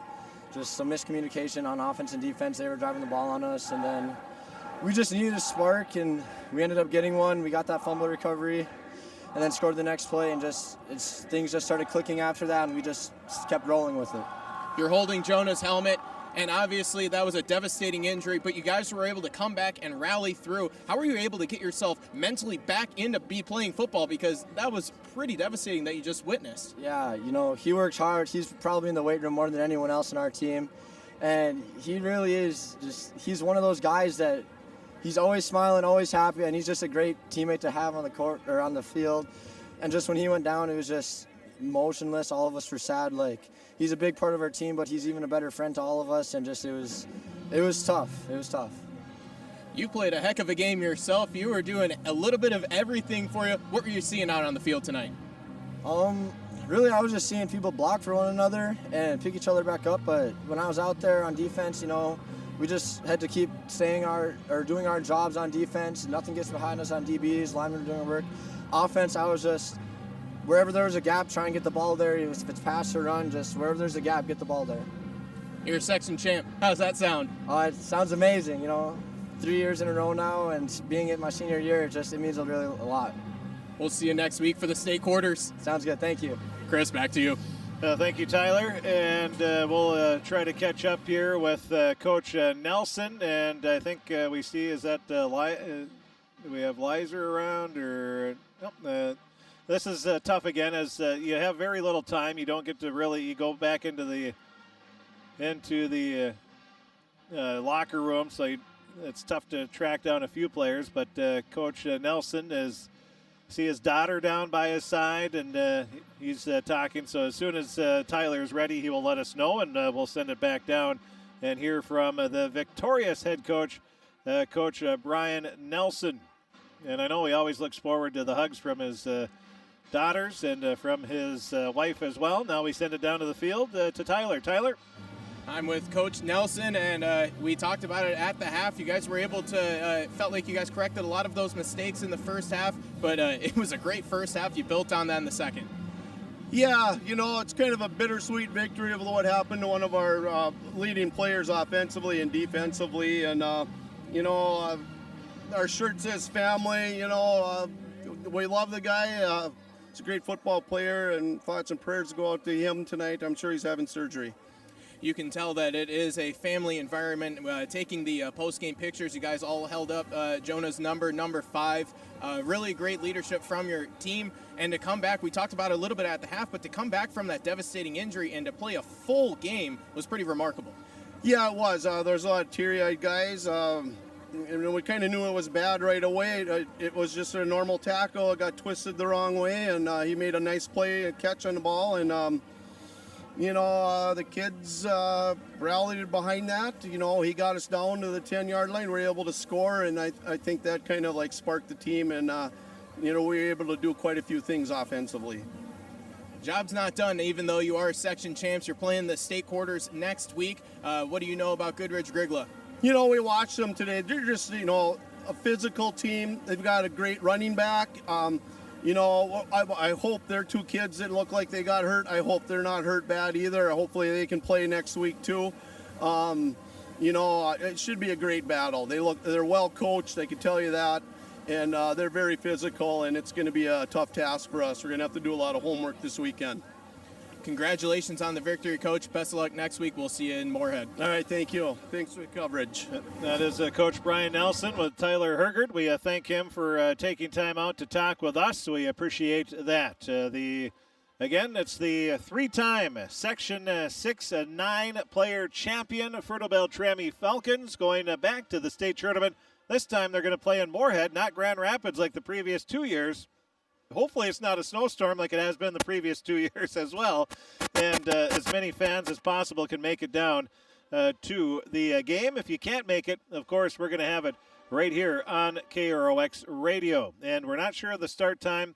It hasn't been announced yet, but probably 6 or 7 would be the safe bet on the start times around that area. So we'll take a break. We'll be back, take a look at the game stats. We'll also take a look at our Draft Sports Bar and Grill scoreboard update. All that and more coming up here as we continue the postgame show as the Fertile-Beltrami Falcons, the Section 6 9-player champions, as they beat Clearbrook-Gonvick. We'll take a break. We'll be back right after this. Shopping for groceries is easier than ever with Hugo's Family Marketplace. To simplify life, Hugo's offers convenient online shopping with delivery or curbside pickup at gohugos.com. Even better, shop on the go with the Hugo's Family Marketplace smartphone app. Download e-coupons, recipes, grocery lists, weekly ads, and place your grocery order right from your phone. Save time and save big with Hugo's Family Marketplace, your hometown grocer since 1939. You're gonna find more low prices, more great stuff when you go to Hugo's. Come see the Crookston or Foston Eye Clinic for all your eye care needs. Whether you're due for an eye exam, looking for new contact lenses, glasses, need cataract surgery, or anything else eye-related, Drs. Forget, Smith, and Genedetta are all accepting new patients. They offer a wide array of glasses, contacts, and sunglasses. Need specialized eyewear for a specific activity? From specific ski or snowmobile goggles to performance sunglasses for running or cycling to a full spectrum of specialty tents and eyewear for trap shooters, the Crookston or Foston Eye Clinic can help maximize your visual performance for whatever your passion is. This is my farm. Don't come out here and tell me what I need. I need solutions that work and market options that are worth my time. Small town support that sees the bigger picture. A global network that empowers us. A co-op that's there for us every day.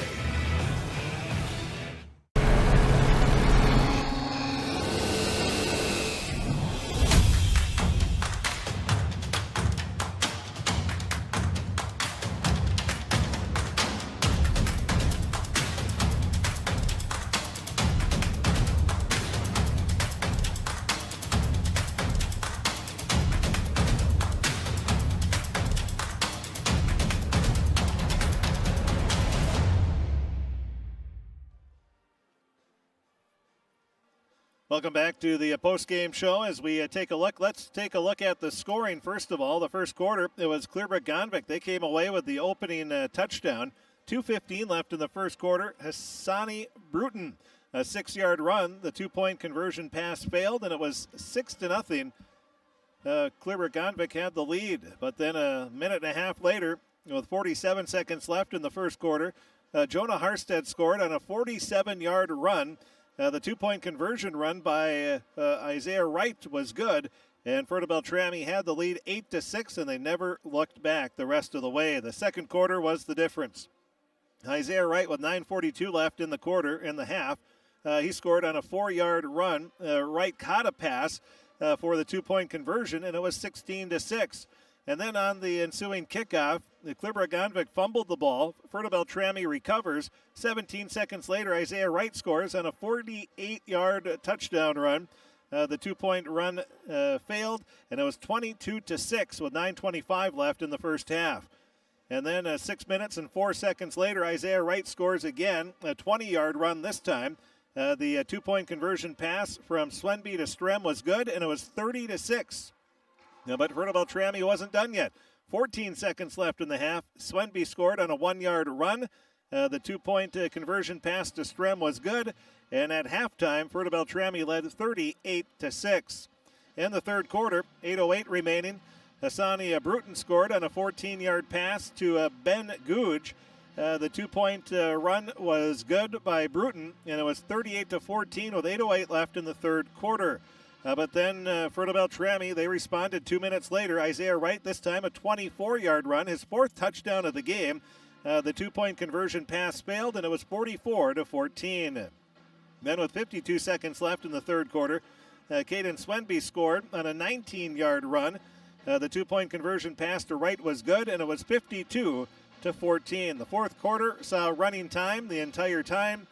And the only scoring was with a minute 13 left in the game. Carver Kralik, the freshman backup quarterback, had a 2-yard run. The 2-point conversion failed. And the final score, 52-20. Fertile-Beltrami beats Clearbrook-Gonvick. As we take a look at the team stats, it was Fertile-Beltrami 16 first downs, Clearbrook-Gonvick 14. Fertile-Beltrami had 9 penalties for 80 yards, Clearbrook-Gonvick 3 for 35. Clearbrook-Gonvick had 2 fumbles. They lost both of those. And interceptions, Clearbrook-Gonvick threw 1. And 1 punt for Fertile-Beltrami for 46 yards. And Clearbrook-Gonvick had 2 punts for 57. On the individual stats, Fertile-Beltrami, they were led by Isaiah Wright, 18 carries for 171 yards and 4 touchdowns. Josh Harstead had 1 carry for 47 yards. Briar Strem had 4 runs for 21 yards. Tollefson had 3 for 5. Caden Swenby had 4 for 45. Caleb Sather had 2 for 15. Hansen had 1 for 4. And then Johnson had 1 for no gain. There was 308 yards total on the ground for Fertile-Beltrami. Through the air, they were 7 of 9 passing for 162 yards. So the 162 plus the 308 rushing, that's 470 yards total offense in the game for Fertile-Beltrami. Strem was the leading receiver, 3 receptions for 39 yards. Harstead had 1 reception for 68 yards before he was injured at the end of that play. And as you heard Coach Nelson say, having surgery on that right leg after it looked to be a broken leg. Hansen had 1 reception for 12 yards. Grunhoft had 1 for 17. And Sather had 1 reception for 26 yards. Again, 162 yards passing, 308 yards rushing, 470 yards total offense for Fertile-Beltrami. For the Clearbrook-Gonvick Bears, they were led. Alex Chernus had 14 carries for 50 yards. Bruton had 12 for 51. Googe had 2 for a loss of 2. Colin Kratu had 2 for 3. Solberg had 2 for 6 yards. Gerloffs had 1 for 3. Knudsen had 1 for a loss of 6. Westrom had 1 for 10. Hagman had 2 for 11. And Bierke had 3 for 7 yards. 133 yards rushing in the game for Clearbrook-Gonvick. Passing-wise, the Clearbrook-Gonvick, they were 6 of 14 for 45 yards. And for 67 yards. It was Gooch had 2 receptions for 29. Crotto had 1 for 1. And then it was, let's see here, Solberg had 1 for 9. And then you had a 22-yard reception for, trying to find it here, that was Bierke. He had a 22-yard reception, and then also a reception for Jarrett Larson of 6 yards. So 6 of 14 passing, 67 yards, and 1 interception thrown for Clearbrook-Gonvick. 67 yards passing, 133 yards rushing for 200 yards total offense in the game. That should about do it here on the, well, let's take a quick look at our Draft Sports Bar and Grill scoreboard update. A great place to go before or after the game. Draft Sports Bar and Grill in Crookston, in the northeast corner of town, right by the Crookston Sports Center. As we take a look at the scoreboard, earlier in the Section 8 9-man championship, it was Goodridge-Grigla coming away with the win over Stephen Argyle, as you heard here on KROX and also saw on the KROX video stream. The score there was